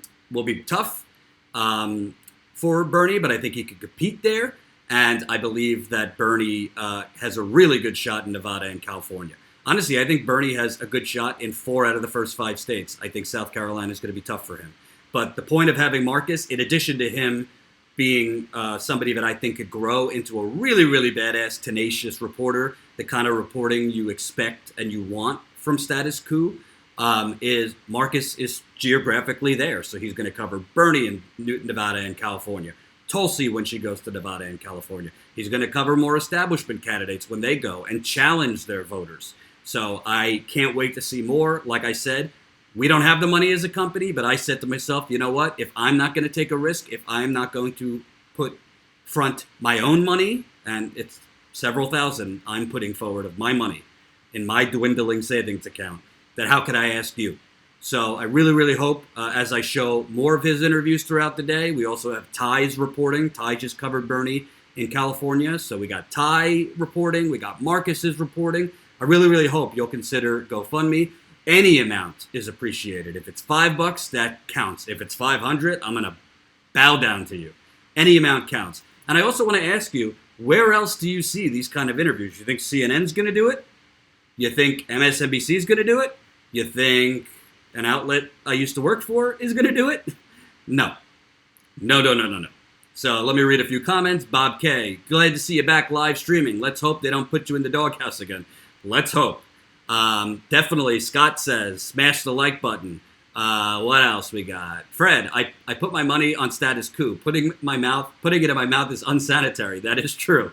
My debt-free life. What is better, to donate, GoFundMe, or pay for a year membership? That is an awesome question.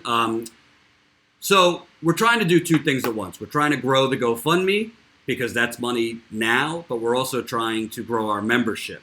If you put a figurative gun to my head and be like, I could only do one, GoFundMe or a membership, I want you to become a member today because membership is sustainable. And to give you a behind the scenes, my strategy when I'm reaching out to try and get larger funding, because I am reaching out to get larger funding, I want to be clear with you and look in my eyes. I'll take off my glasses.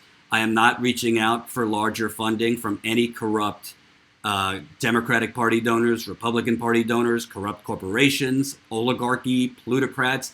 I am reaching out. I don't want to get into names, but some celebrities that are progressive I've been reaching out to. Some companies that are progressive I've been reaching out to. And one of the things that I am trying to push with them is, look, when we go out in the field to cover the campaign, we get X amount of new members that sign up that day or the next day.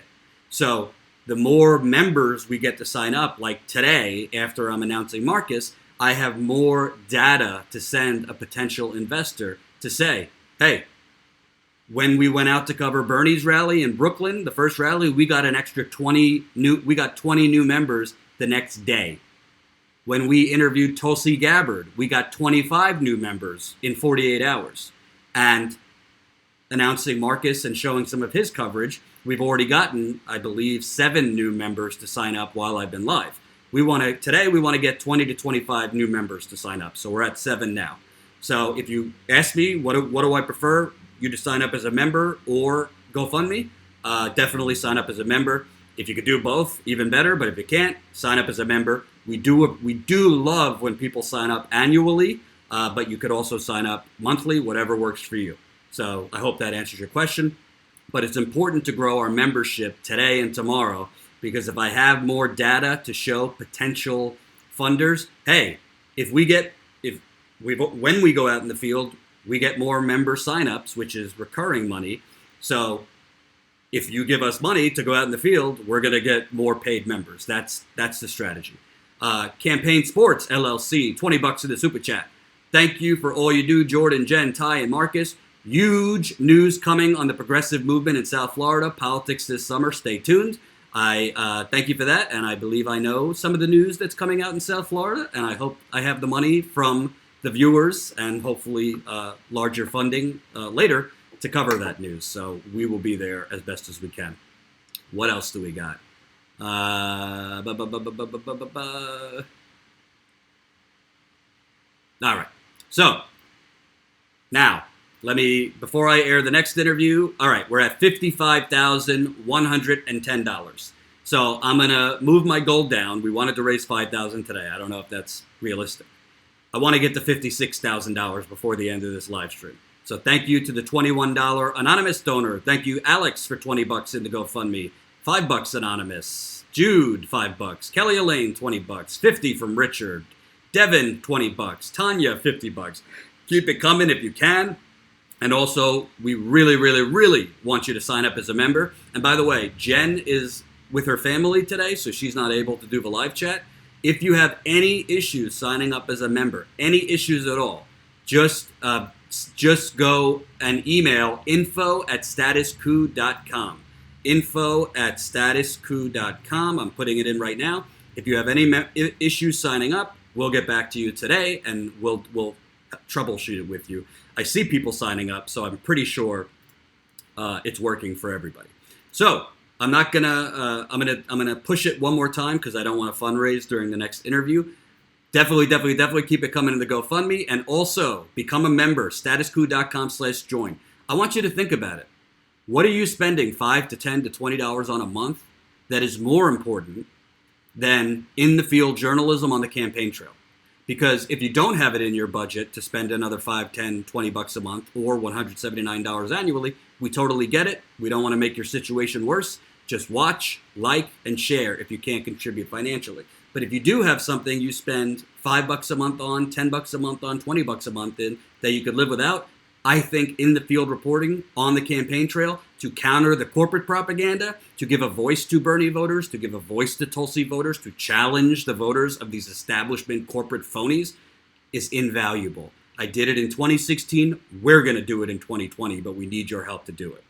So with that said, and remember, if you have not pressed the like button, I want you to smash the like button. It's the thumbs up right under my face. We got 318 people watching. I want you to press the like button. I want you to share this live stream. The more people that press the share button, share it to your Twitter, your Facebook, your whatever. More people that share, we get around the YouTube suppression. Thank you, Artificial Morphospin, $5 in the super chat. I think the best weapon to call out the DNC is to get exit polls for the primary. Show the rigging. I agree. And we want to be on the campaign trail for every primary so we can make sure we expose rigging, because it's going to happen. We need the funding to do it. GoFundMe. And statuscoup.com/join. Again, somebody asked, what would you prefer if we could only do one, GoFundMe or membership? I would be, if you could only do one, I would prefer you becoming a Status Coup member.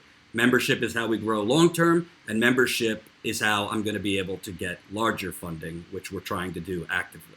So either one, but if you put a gun to my head, I want you to become a member today. $5, $10, $20, $179. Now that Ty is done with the documentary, he's going to be making a lot more content just for members. So I don't want to fundraise during the next interview because it's a very sad interview.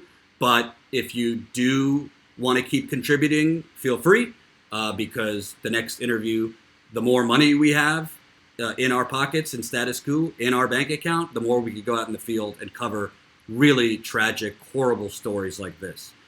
Thank you, Notary S, $25 in the super chat. Glad to see you live again. Makes me excited about stuff. I like Marcus. The people you choose to hire reflects positively on your judgment. Much love to Status Coup and its great supporters. Thank you for that. I appreciate it. I hope I have good judgment, and I hope to hire a lot more people. And trust me, I'm not hiring anyone that's not a rabble rouser. I'm not hiring anybody that's not here to fuck shit up, and I'm not hiring anybody who wants to be a neutral robot. No, no, no. So I wanna just before I air the next interview, set it up for you.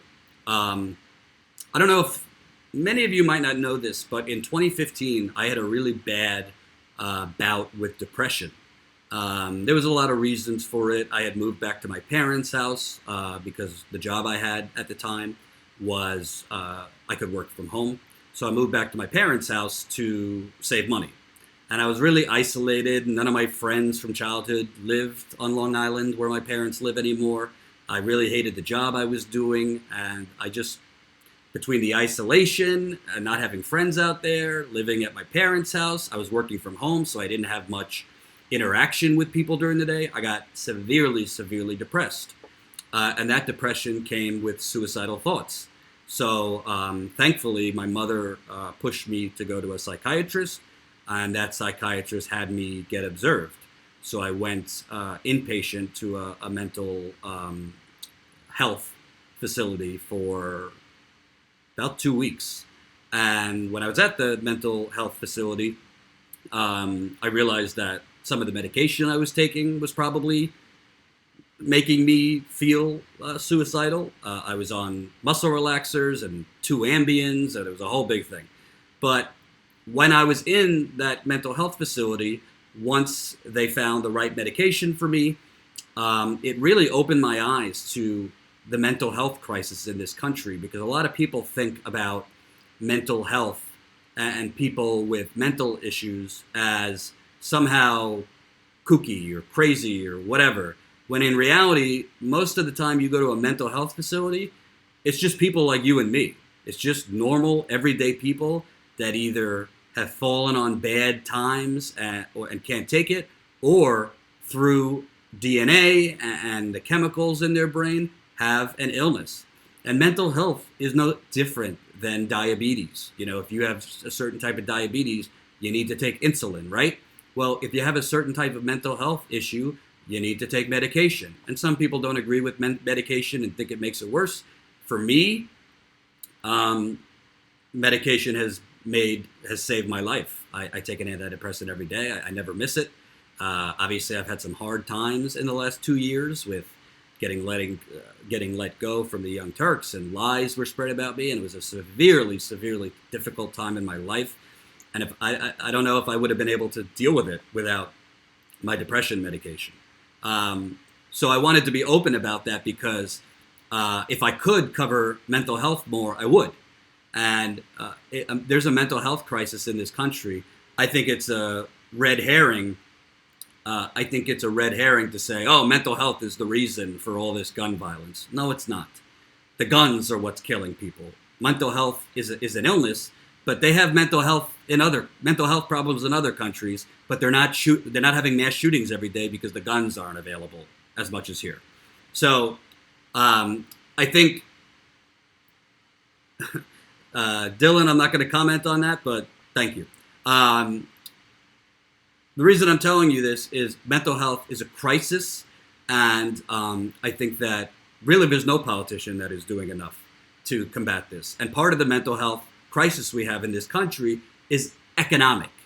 When there are no jobs, when the jobs are all shitty, when the jobs are all taking away your benefits, when the jobs are all, either freelance or seasonal, and corporations and employers discard you like a cigarette they're just flicking, that could really lead to depression. It could lead to heavy drug use. It could lead to opioid use, and it's leading to all those things. So I am fortunate that if I went today to refill my antidepressant medication, and for whatever reason there was a problem, and I was told, well, you're not covered, they canceled your insurance, I'm lucky that I have a family that could help me, and could help me pay for the medication while I try to figure out how to get health insurance. The following interview I'm about to air was a different circumstance. There was a 29-year-old named Danny DeNooyer. And Danny was from upstate New York, I think Saratoga Springs. He had depression. He had a mild form of psychosis. And in March, his depression medication, he went to refill it, and he was told it was his insurance was canceled. I don't want to tell the whole story because I interviewed his father, and his father could explain it. But essentially, because Danny's insurance was canceled over a $20 bill he didn't pay, he went without his depression and psychosis medication for weeks. Danny superglued a seatbelt to himself and drove into a local river or lake. And Danny is now not with us anymore. Over a $20 bill. I want to air the interview with Danny's father. Again, I'm not going to be pushing GoFundMe or membership during this interview because it's not a topic that I want to be fundraising during, out of respect to Danny's father and Danny's memory. If you want to see more content like this, obviously, I'll put the GoFundMe link in right now. Keep it coming. And we are trying to grow our membership. That's statuscoup.com/join. Here's my interview with Danny's father, Scott DeNooyer.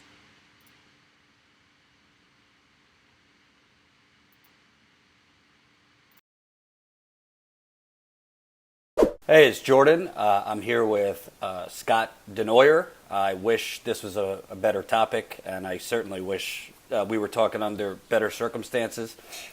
Scott, you're up in Saratoga Springs, New York, and you had sent me a story and a lot of other people in the media begging for attention to this. Your son, Danny, was 29 and recently took his own life. So instead of me telling this story, I'd like to give you the opportunity to share what happened, and then I'll follow up with some questions. I'll start from the beginning before all this happened. The end of February, Danny started coming around. He was having some problems with his personal life. Beginning of March, about March 9th, he had moved in with us because him and his girlfriend, wife split up. And there was custody issues going on with his children. He had depression and mild psychosis, taking medication for it. Back in January, he had signed up through the state program to get insurance. I'm not sure how much he retained as far as the information of what he was responsible for and what he wasn't. Come March, when he was, later in the month, he'd realized that he was running low on his prescription and went to get it refilled when he learned that his insurance was canceled. He told me, "Dad, I don't even know why it was canceled." He called them up, found out he had missed a $20 payment that was due. 2 weeks after this, he superglued his seatbelt shut and rolled his windows down first and drove his truck into the Mohawk River.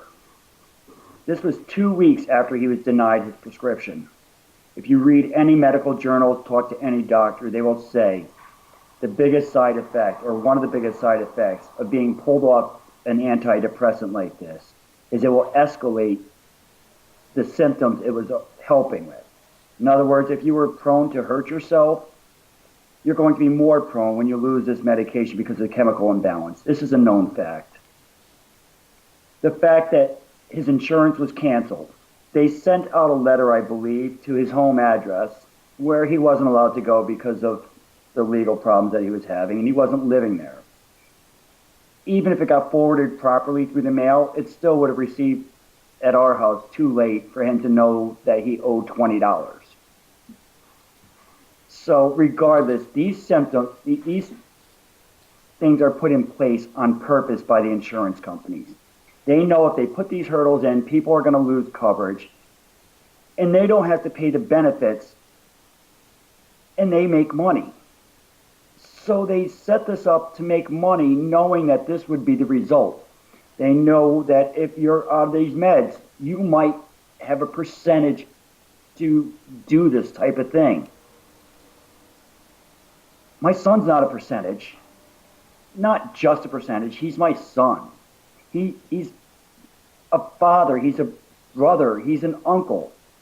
But these factors were all weighed out in front of our lawmakers, and they figured this is okay. This is acceptable that a percentage of people are going to go through what I'm going through so that the insurance company can save money. I was never politically active. 47 years old, I cast my first vote for Bernie Sanders. He got me politically activated. That year I phone banked for the first time, never believed in politics before. Bernie in 2016 made me aware, along with millions of other Americans, that there's better systems out there. I had no idea that other countries had single-payer systems. We were taught our whole lives that America has the greatest healthcare system in the world. And this is a lie. We might have the greatest doctors. We probably have the richest doctors for sure. And I don't blame the doctors, I don't blame the hospitals, and I don't blame the individual insurance company. I blame all of them. I blame the lawmakers for allowing the insurance companies to do this to us. We need change. We need Medicare for all, and we need it now. We don't need to keep going through this sort of hell. My viral tweet had thousands of other stories, just as bad, some worse than mine. I can't even fathom how there could be a worse story than mine. Every morning I wake up with the weight knowing I will never see my son again. I will never see his smile. I'm not the only one that's having this sort of crap going on in his life. And I can't just sit here and do nothing. I promised Danny's siblings at his wake that I will be on the Senate floor myself. I will look at these senators that make these decisions, and they will have to look me in the eye and see what the consequences of their decisions. They have to look at a father knowing that they took his boy away by their decisions. This has to change.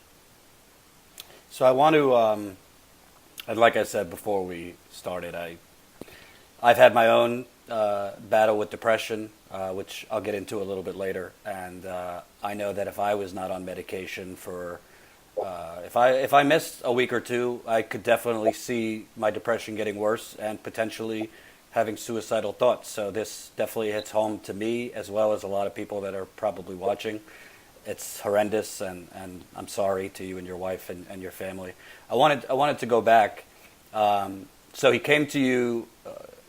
He went because he saw his medication was down or he was running out. So he goes to the store to refill it. I believe in March, maybe the end of March, and it's like, oh, this, they tell him you don't have, it's been canceled or you don't have coverage.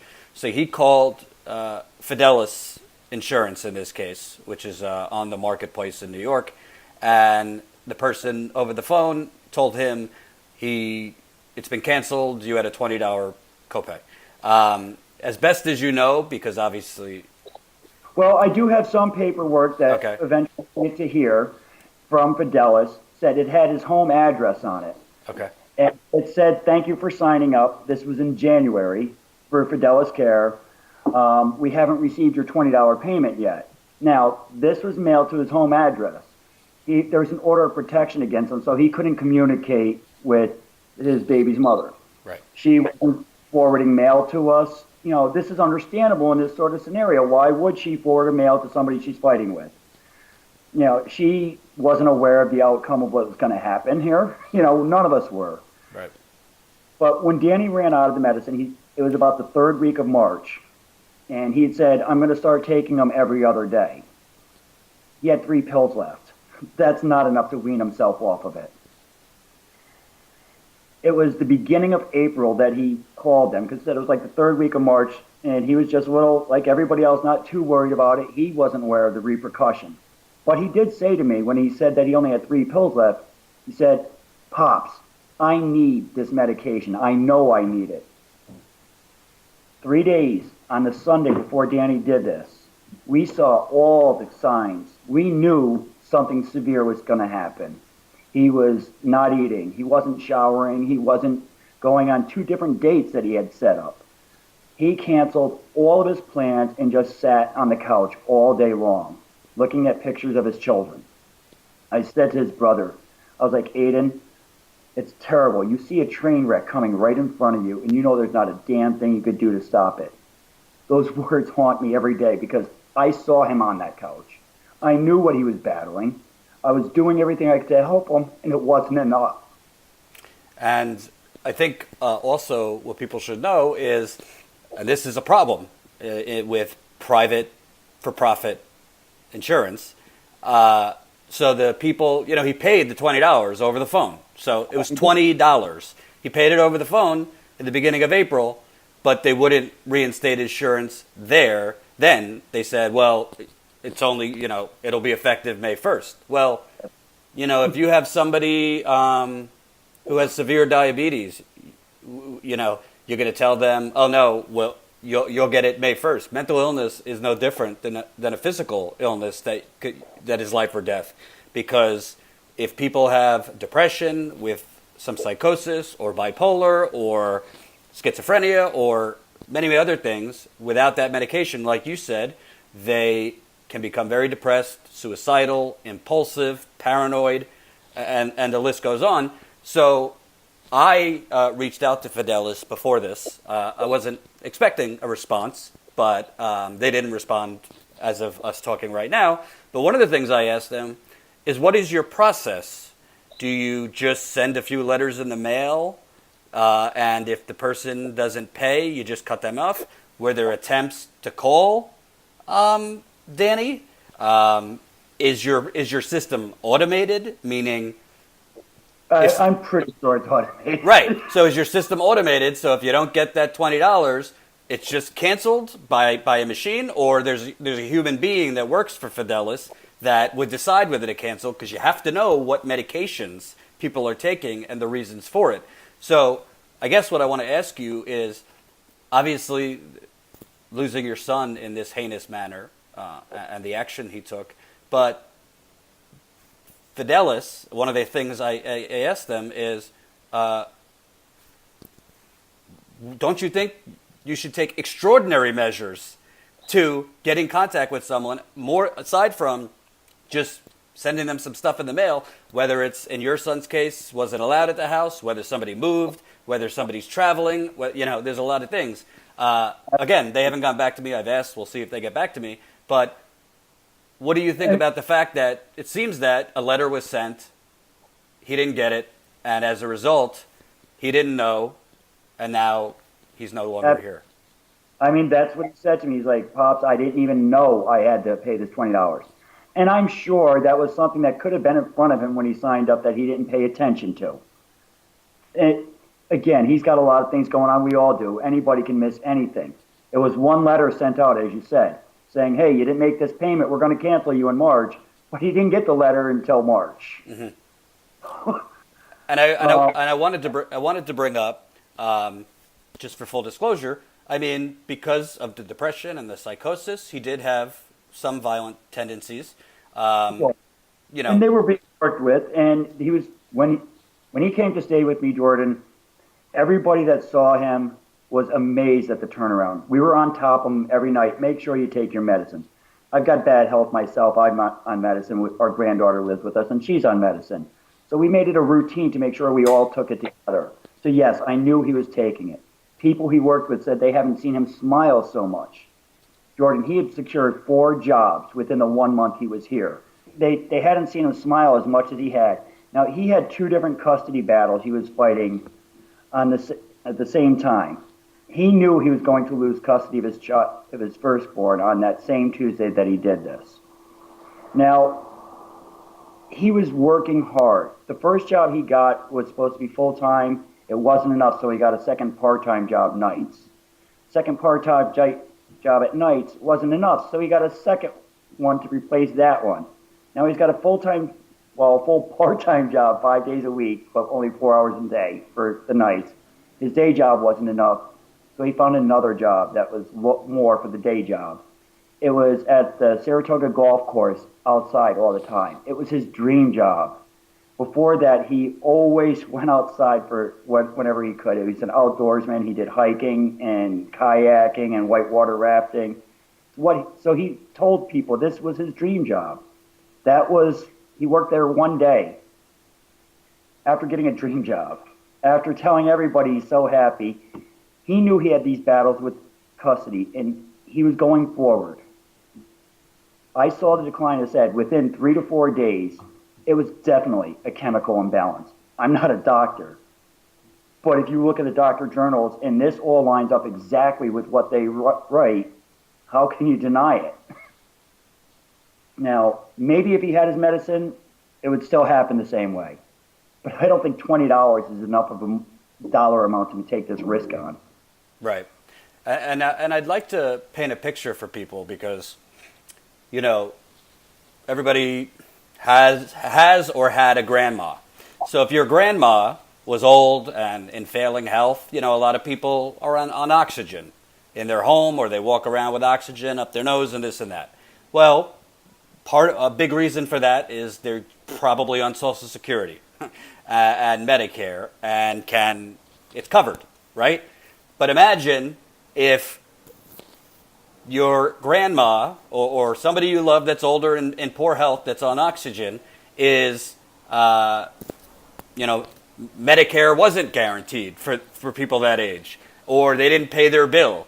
This is essentially like leaving somebody naturally starved of oxygen, an older person, basically there to die. Because people don't look at it that way because it's up here and it's not physical. But by cutting people off of life-saving mental health medication, it's the same thing as cutting off an older person who needs oxygen to live. And that's the part of the debate that isn't there. Your son, because of an imbalance, based on the research, I agree with you, your son, it didn't click on all cylinders naturally, so he needed something.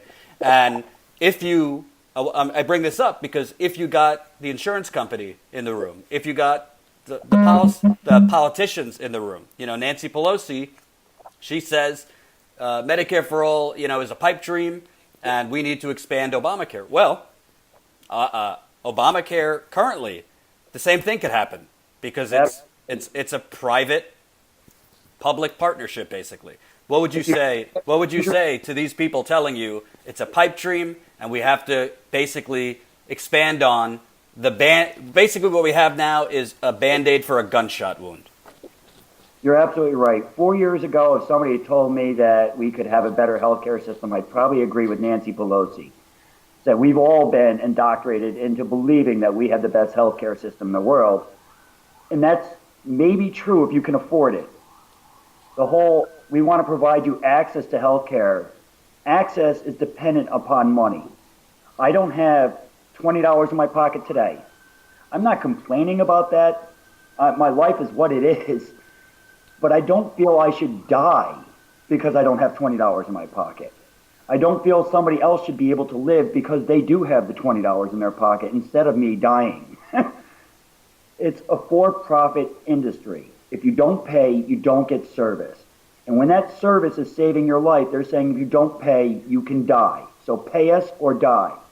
This is not the healthcare system that's the greatest in the world. You don't say pay me or die, and that's great. You just don't. Another avenue I wanted to pursue on this, you were talking about the medications themselves. If you get cut off from this medication, there are programs out there that if you're on depression and you go and ask for your meds and you're told no, you can ask somebody else. And then if they're told no again, you can ask somebody else. How many times can a person go and say, I need help taking care of myself? Especially after they've been told no over and over. They can't keep asking. They're already down in the dumps. These systems might have a great idea, but they're not going to work for somebody on depression looking for help. They can't keep asking and keep being told no. They just won't. We all know this. Anybody who's had depression will know. You can't say over and over. But yeah, the for-profit health insurance, it's not viable anymore. If I go to Canada and I break my arm They'll set my arm and send me home without a bill. If I go to Mexico and get laid up for 2 weeks down there in the hospital, they'll set me up and send me home without a bill.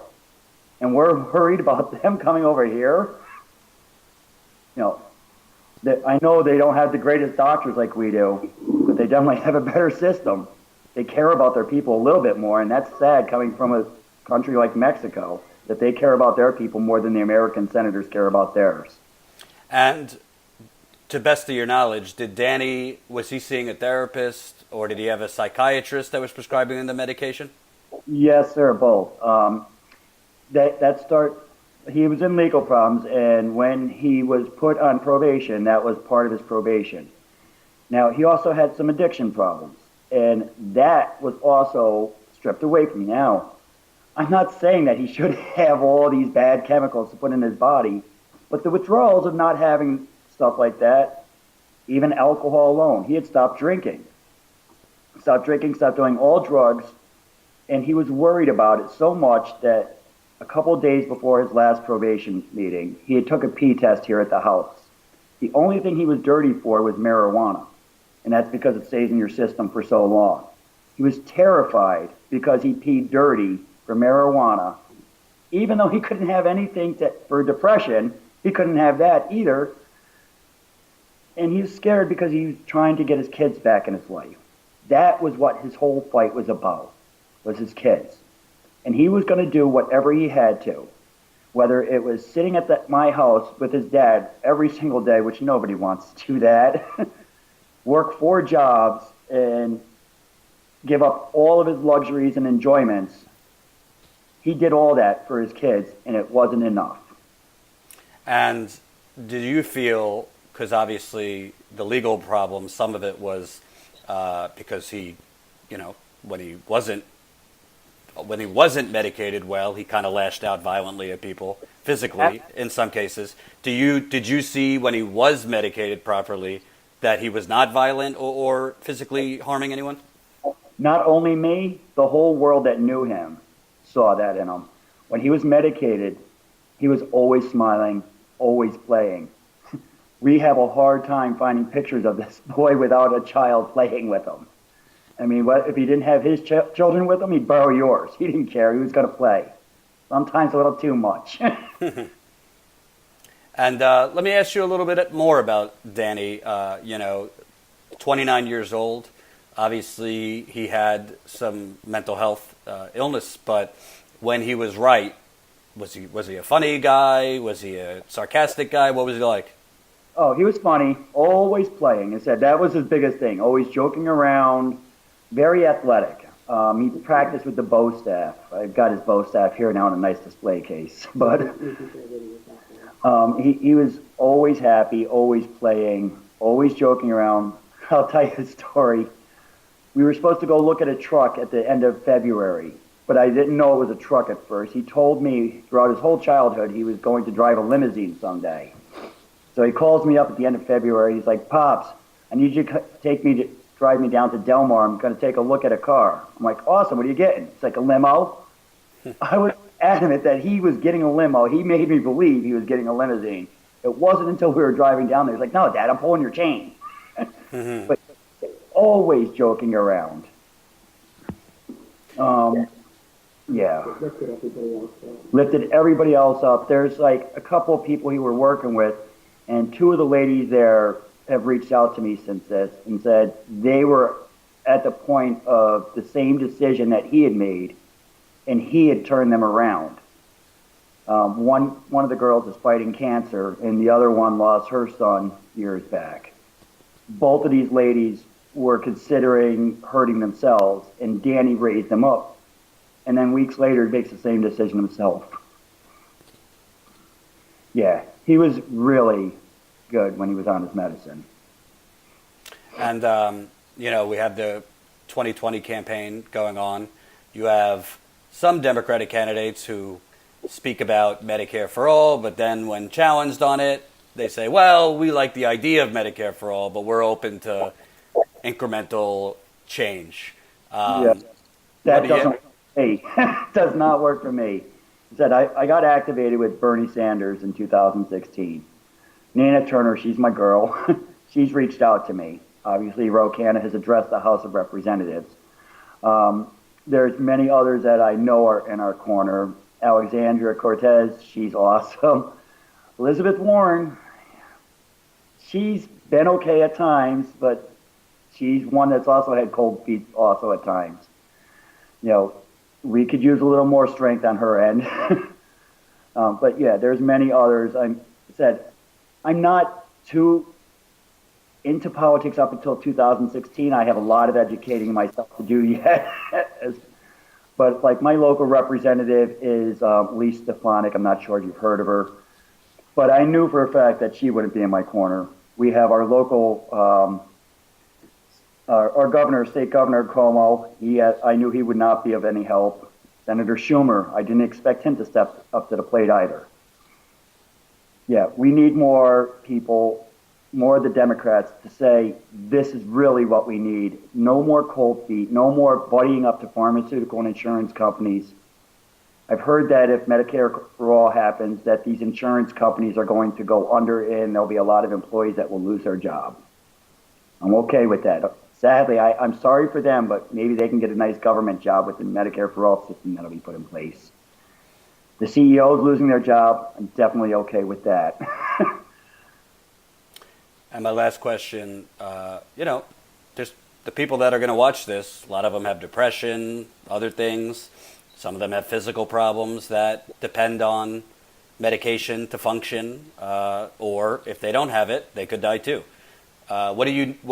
What more? Obviously, we have the movement on the Bernie Sanders side of things, and activists and organizers pushing Medicare for All. What would you like to see? What would you tell people watching that have a similar circumstance to your son, what he had? What should they do? Well, as I said earlier, I realized when you have depression, you'd go to ask for help. Sometimes you run into walls.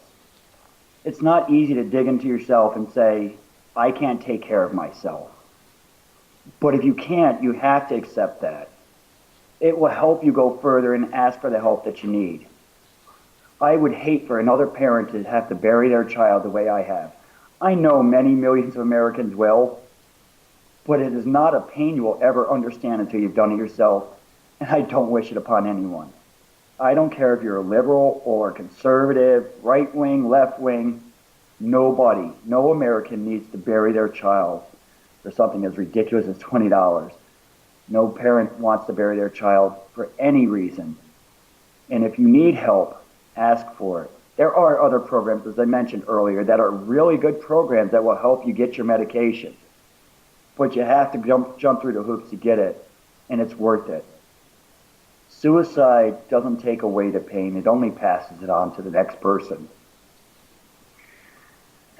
Danny was not a selfish person by any means, but he just couldn't handle the pain anymore. He could have handled it better with the proper medication.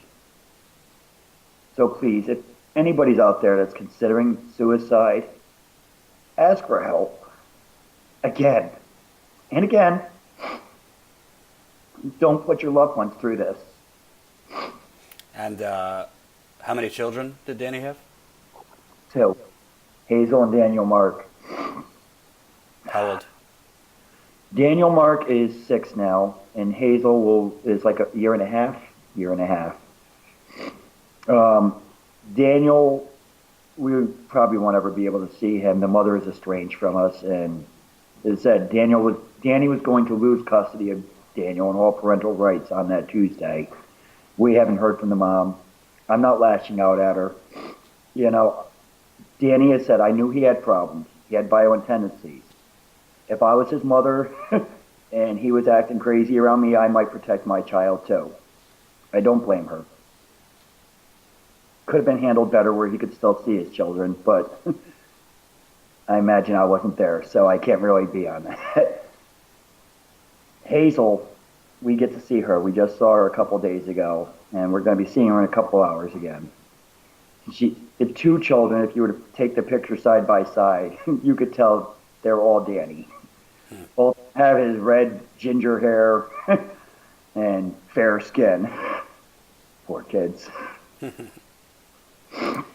Well, Thank you for speaking with me. I know I would implore anyone really in the media to take the time to speak with you because at the end of the day, I think your story and more importantly, your son's story hammers home the point.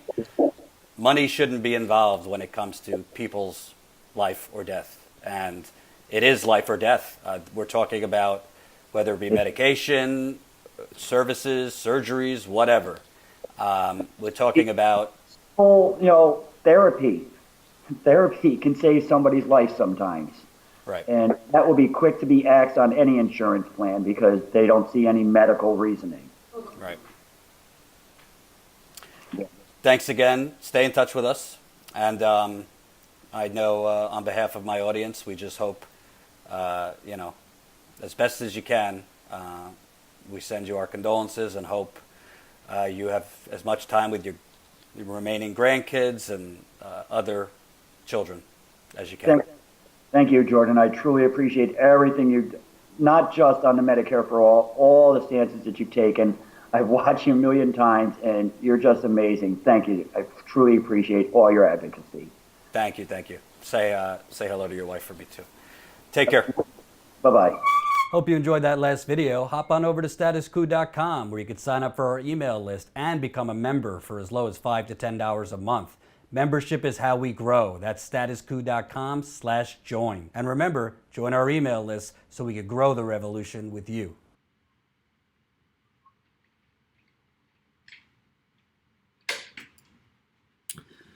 That was my interview with Scott DeNooyer. He's the father of Danny, who unfortunately is no longer with us.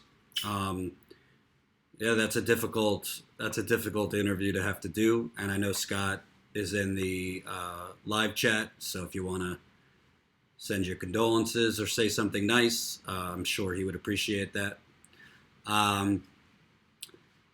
There's a lot I take away from what happened there. I think that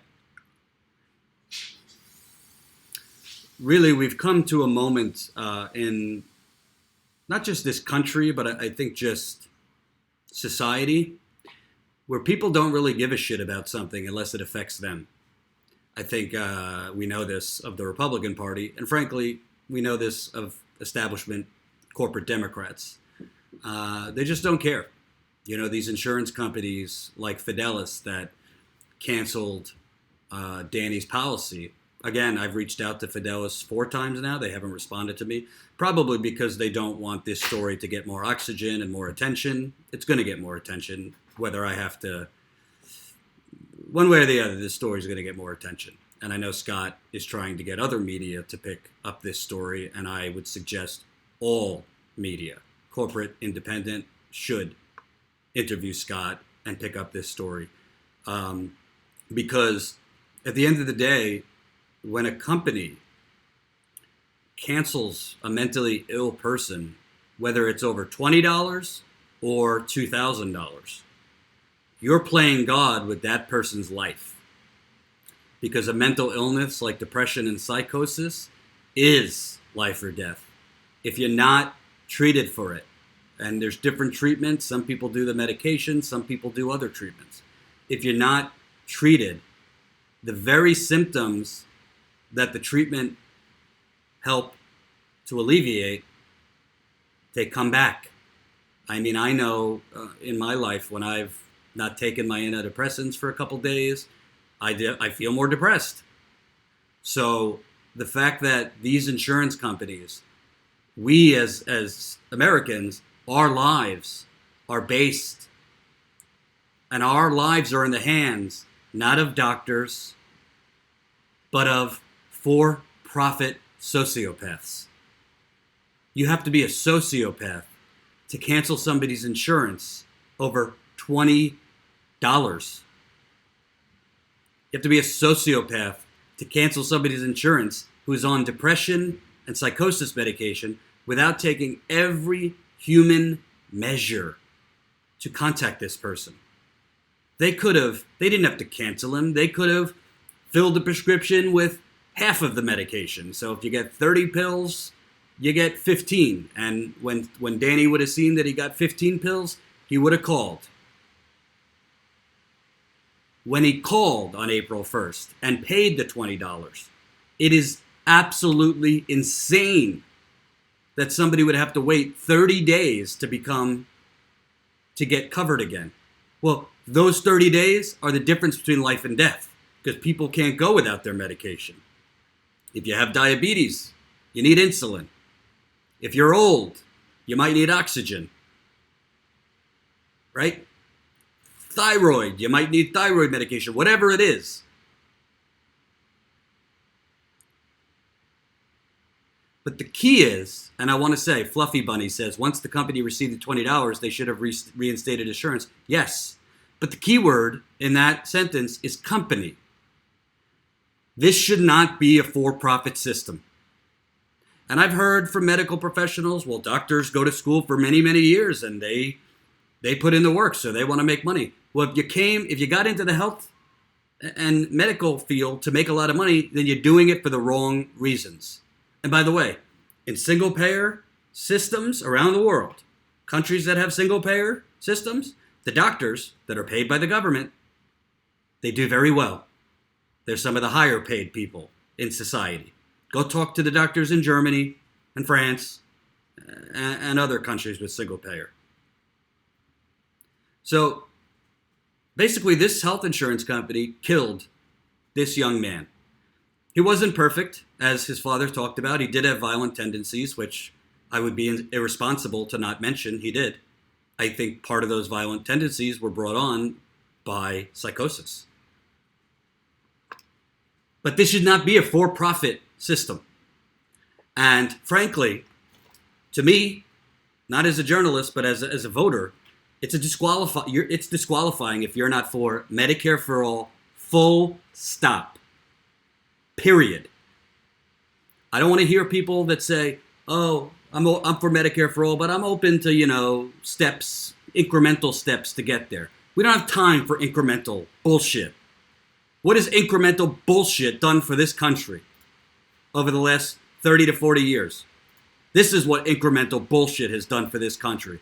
That's the graph. You see the red? The red is all of your money and my money and our money being stolen and hijacked and theft from oligarchs and plutocrats. Because all that money is being hoarded to a very, very small few people. And at the top 1% are the big pharmaceutical company executives too. And that blue line is all of the bottom 50% declining. We're not the greatest country on earth. We're the greatest corporation on earth because this is the United Corporations of America. And the fact that Scott, who's in the live chat, the fact that Scott had to bury his son, the fact that 2 young children now don't have a father because an insurance company, probably because of an automated system, canceled insurance. It's beyond inhumane. It's barbaric. And you want to say the threat to democracy is Russia? The threat to democracy is the oligarchy destroying the country. So I blame a lot of people for this. Of course, you got to blame the Republican Party because they're in the tank for big pharma. But I blame, most of all, the Democratic Party because they are the ones that claim to be the party of the people. And you cannot defeat extreme, batshit, lunatic republicanism with country club republicanism. Because the Democratic Party is country club republicanism that's pro-choice. That's it. I mean, would Nancy Pelosi say this to Scott? If Scott got her in the room? Nancy Pelosi on Medicare for all. Administratively, it's the simplest thing to do, but to convert it, that's $30 trillion. Now, how do you pay for that? The same way that you and the Republicans have paid for endless goddamn war. Put it on the credit card. Print the money, Nancy. We have the money. It's called modern monetary theory. The government prints its own money. There is no debt crisis. It's not about not having the money for Medicare for all. It's not having the will or making it a priority because Nancy Pelosi's big pharma and the Democratic Party's big pharma bosses won't allow it. And you want to know how I know this? This from The Intercept. Top Nancy Pelosi aide privately tells insurance executives not to worry about Democrats pushing Medicare for all. Behind closed doors, that's where the legislation happens with lobbyists and big pharma executives. Nancy Pelosi's aide says to big pharma executives concerned about all this talk about Medicare for all, don't worry. We won't allow that. How are you going to pay for it? Well, how are you going to pay not to do it? Thank you, Jedi Mullet in the Super Chat. Single payer now. End corporate fascism. Deciding if we live or die. Impeach Pelosi. I also want to point out somebody who I just find absolutely objectionable. I don't know if you've seen this Jennifer Rubin, who writes for the Washington Post. She does about 3 or 4 negative Bernie stories a week. She tweets out, Michael Bennet deserves credit as the only Democrat able and willing to confront the Medicare for all fetish that has gripped some Democrats.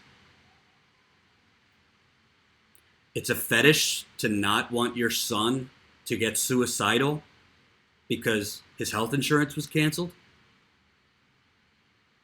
It's a fetish, as Scott said, to not want to die or live based on whether you have $20 in your pocket. That's a fetish. You fucking arrogant, elitist, tone-deaf moron. These are the people. Thank you, Chester. $10 in the super chat. Yeah, that's disgusting. That's the problem with all the corporations. To make a profit by then whatever their markets trick people into thinking their corporate purposes. The fact that these are the sociopaths in our media. Jennifer Rubin, that's a sociopath writing that. The fact that Nancy Pelosi, a multi-millionaire 10 times over, is playing God with people's lives. Also, her donors and the Democratic Party's donors and the lobbyists can keep getting fed. You're complicit in killing people because today it's Scott's child, tomorrow it's going to be somebody else's child. Today it's Scott over depression and psychosis. Danny over depression and psychosis. The next day it's going to be bipolar for someone, schizophrenia for someone, multiple personality disorder, kidney problems, physical ailments that can't afford the medication, can't afford the treatment, or have to ration. You know how many people that watch Status Coup have told me stories that they have to ration their insulin because they can't afford it? And you have Kamala Harris going on in a town hall, I'm for Medicare for all. And then when Hillary's donors tell her, you better shut your mouth about that Medicare for all, within 24 hours, I'm for Medicare for all as the ultimate goal, but, I'm open to other things. Elizabeth Warren has done the same things. I'm for Medicare for all, but I'm for other things. Beto stand on a bar and say a lot of nothing. O'Rourke, he's not for Medicare for all because we don't have time for some perfect solution. It's the same thing Hillary Clinton said. Oh, we don't have the time for some theoretical debate over something that will never ever come to pass. Wow. Can you imagine if Martin Luther King said, "We don't have the time. Black men are being killed. We'll take crumbs just to fix some of it."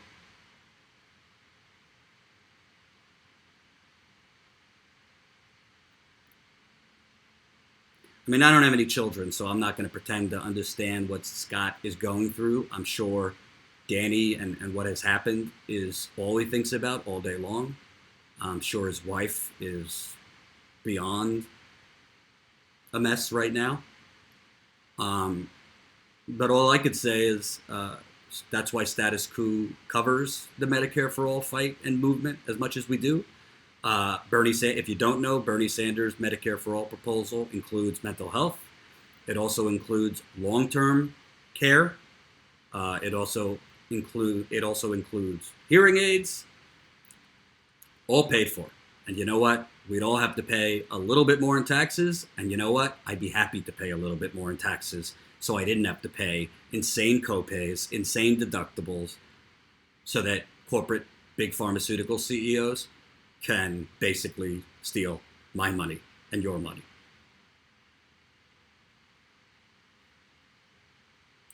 Thank you for sending me the story, Scott. I hope I did it some justice. I'm sure we'll stay in touch. I hope Congressman Ro Khanna has gone to the House floor and spoken out on Danny's suicide, and I hope other politicians do. I really hope other media interview Scott, because we need to get these stories out. This isn't some theoretical debate, as Hillary Clinton said. And frankly, I think if these politicians think it's okay for other people not to be covered, then they should not have coverage. If they think it's okay to lack health insurance coverage or not get covered because they don't have enough money to pay, then they should not have health insurance.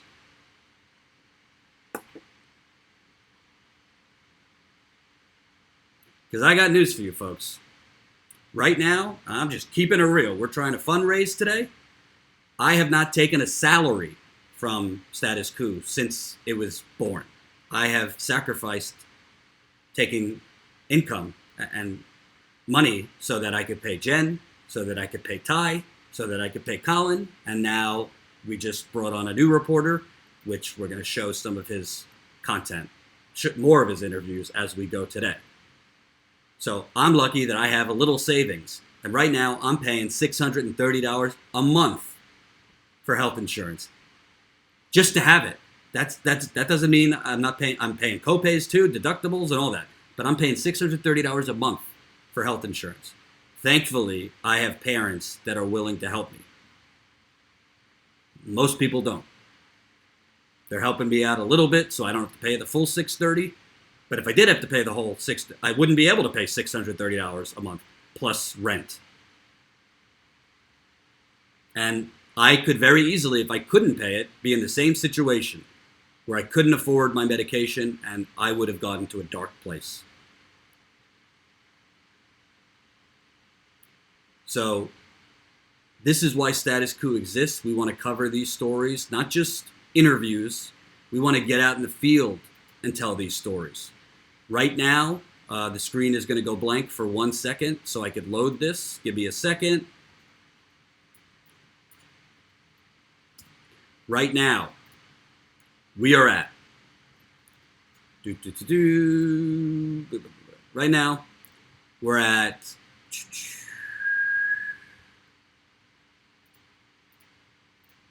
$400. Actually, we just went up one. So right now we're at 427 Status Coup members.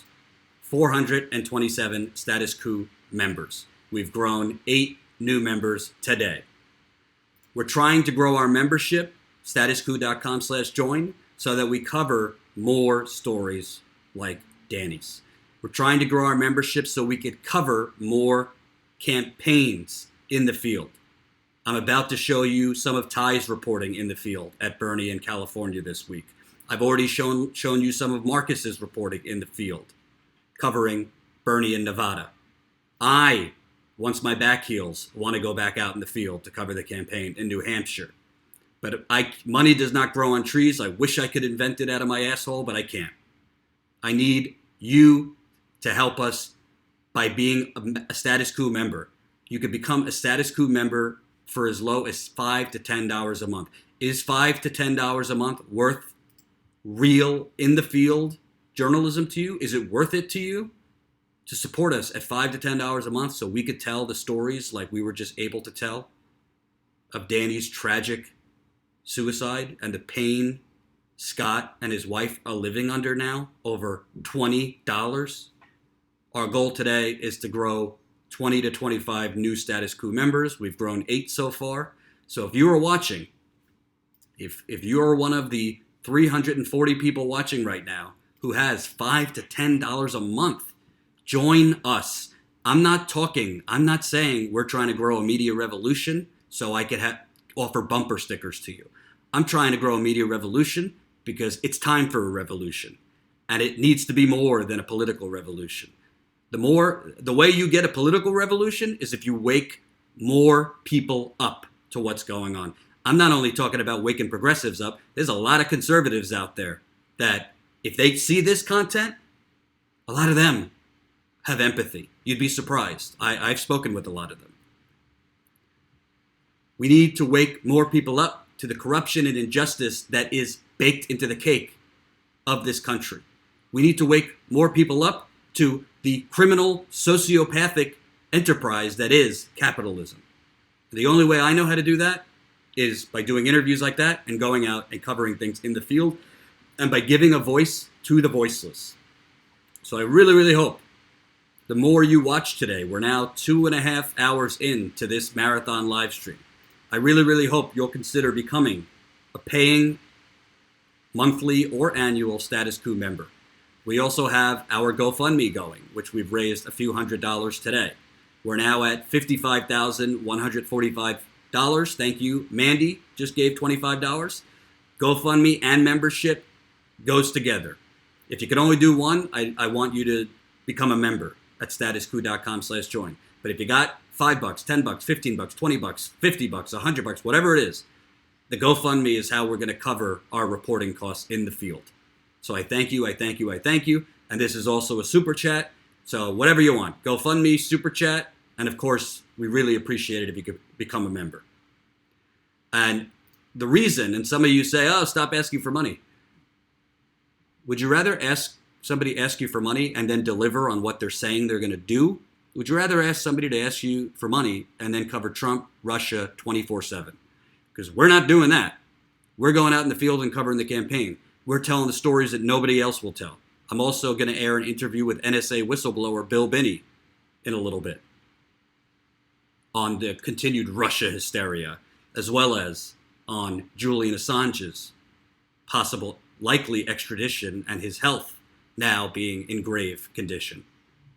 So we're covering things the corporate media, and frankly, if we're keeping it real, folks, a lot of independent media is not covering.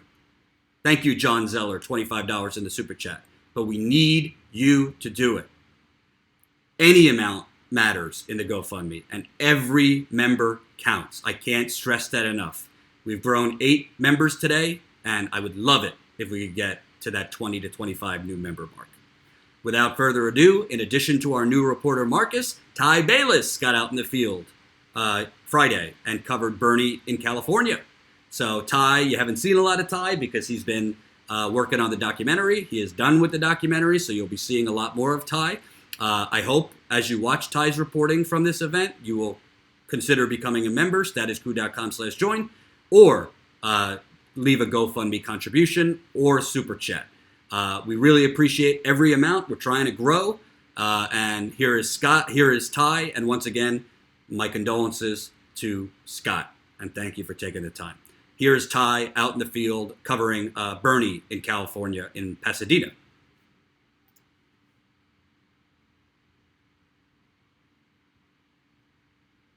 We are here in Pasadena. This is Ty. Today we're here, as you guys can see, Bernie Sanders is going to be here today. Right now it's about 12 o'clock. It starts at 12 o'clock. I decided to be with the people. So we're right, if you probably can't see, but right to my left, that's the media booth where you will be secluded from the people, just kind of getting the entertainment and getting the stage. But I wanted to come and talk to the people and see how they feel about being here. We're literally I'm right behind the camera. It's the entrance, and so people are walking in. And so in a little bit, you're gonna see I'm probably gonna be engulfed with Bernie supporters. My name is Caroline. Caroline? Caroline, yes. Cool. What got you out here today? I'm very interested in Bernie Sanders as a candidate, and I know he didn't make it the last go round, and so hopefully he'll have a better showing this time in this upcoming election. Okay. And I'm really interested in opening up diplomatic relationships with Cuba and bettering our relationships with the island. I don't think that the embargo has been a good policy these past 60 years. Sorry. And so I think that he'll have a new take on that, and he'll try to go back to what Obama was doing and opening up the embassy down there in Cuba, and also opening up diplomatic relationships, making it easier for Americans to travel there, as well as Cubans coming to the States, and the exchange, the cultural exchange going back and forth. I think we have a lot to learn from them, and they can learn from us. And so I think that he'll move forward instead of move back. And that's good. That's good. So that's one of the issues I care about. But Okay, I can see that. That's great. So whatever, I think, whatever drives you to get to Bernie, I feel personally. But you say you're interested in him as a candidate. Does that mean in 2016 you wasn't there yet? I did go to a rally up in Monterey, California. I went to see him in front of the City Hall in Monterey, and I was interested in him at that time as well, but he didn't make it because he was with Hillary and the whole DNC issue, and so I feel like now he has a better chance, hopefully, with all of that behind him, but we'll see. Yeah. How you doing, man? I'm good. Good. What's your name, bro? You want to talk? Huh? Noah. You a volunteer here? Volunteer. Okay, cool. What got you? What got you wanting to volunteer for Bernie Sanders? You know, I think he's the best. Come over here. Come on, so I can get you. Yeah, right. I want to volunteer for Bernie Sanders. I think he's the best candidate to take on Donald Trump. I think he's the only one who can beat Donald Trump. Tell me why. Because Bernie understands that for too long, the political elites in this country have been controlling everything, and Bernie wants to change that. He wants to bring our jobs back, end the wars, Medicare for all, free college. He gets it. Got it. And he gets why Donald Trump won. Perfect. That's a great statement you just made. Why Donald Trump won. Now, Donald Trump won on that message, right? Because he understood, even though he was lying. He was lying. He won. So taking that into consideration, then how do you think Bernie Sanders separates himself and kind of magnify the fact that, I mean, outside of 4 years of experience that we're having right now with him, to differentiate himself with those people in the Midwest and the swing states that he's the truth and Trump's a lie? Well, I would just say, look at Trump's record. Trump filled his cabinet with Wall Street. He gave a giant tax cut to the super rich, and now he's trying to get us into wars in Iran and Venezuela. So if it speaks for itself. He has lied on all his promises. Bernie Sanders would keep those promises. For sure. So, Terry, what do you think is going on with the DNC? Do you feel like they've learned from 2016, or does it seem like because right now it seems like they're propping up Biden to be the best candidate to run against Bernie Sanders, which we all know is bullshit, but where do you see, like, I don't know, have you read the Politico article? I have. The DNC never learns their lesson. The Democratic strategists, some of the stupidest people in this country, they never learn. They always go for the neoliberal centrist candidate, and that candidate loses every time. Yeah. So I would say to DNC, start looking at your record. Under Obama, we lost state legislatures across the country.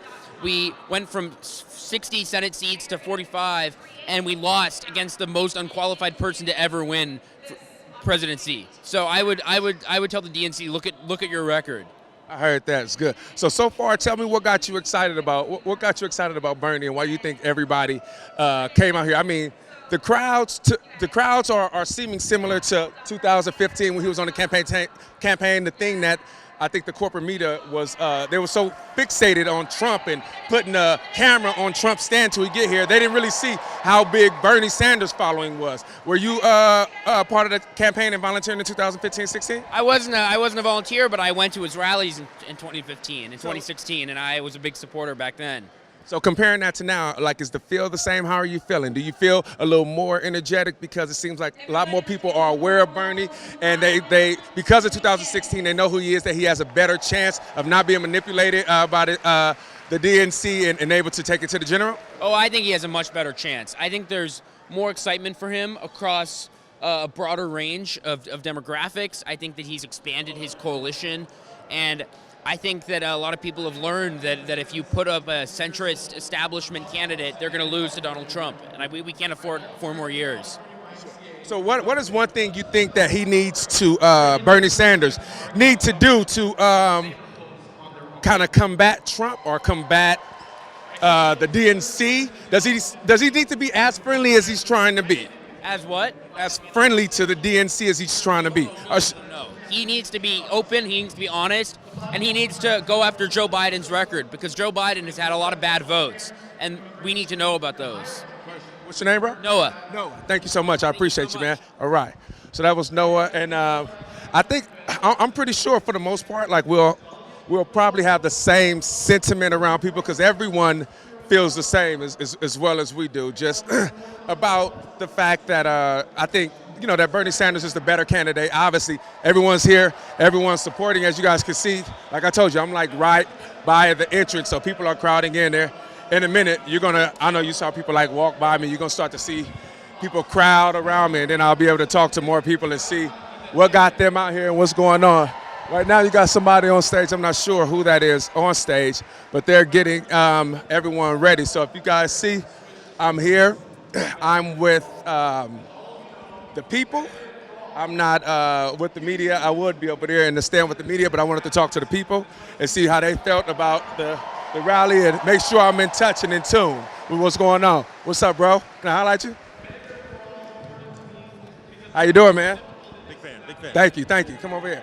What's your name? My name's Danny. Danny, what got you out here today? I've been a Sanders supporter for a long time, so I'm here. I'm actually covering it for my own channel as well. Cool, that's good, man. That's one of the things we talk about, like get out there and cover it, you know what I mean? So tell me right now, how are you feeling about what's going on right now? Does it seem to you like the DNC is doing this, and the mainstream media is doing the same thing by trying to prop up Biden to be the better candidate outside of everything we're seeing? Yeah, absolutely. It seems like it's like a carbon copy of what happened back in 2016. Joe Biden is somehow leading in the polls by a lot, but he's not. I heard those polls that the people that they screened were like 50 and over. Yeah, exactly. CNN, they got a real good way of manipulating the system. But go ahead. Yeah, no, exactly. So yeah, I mean, they're polling people that are age 50 or over, and people that only have landlines, which I don't know anybody that has a landline. I don't know if you do. Yeah, so.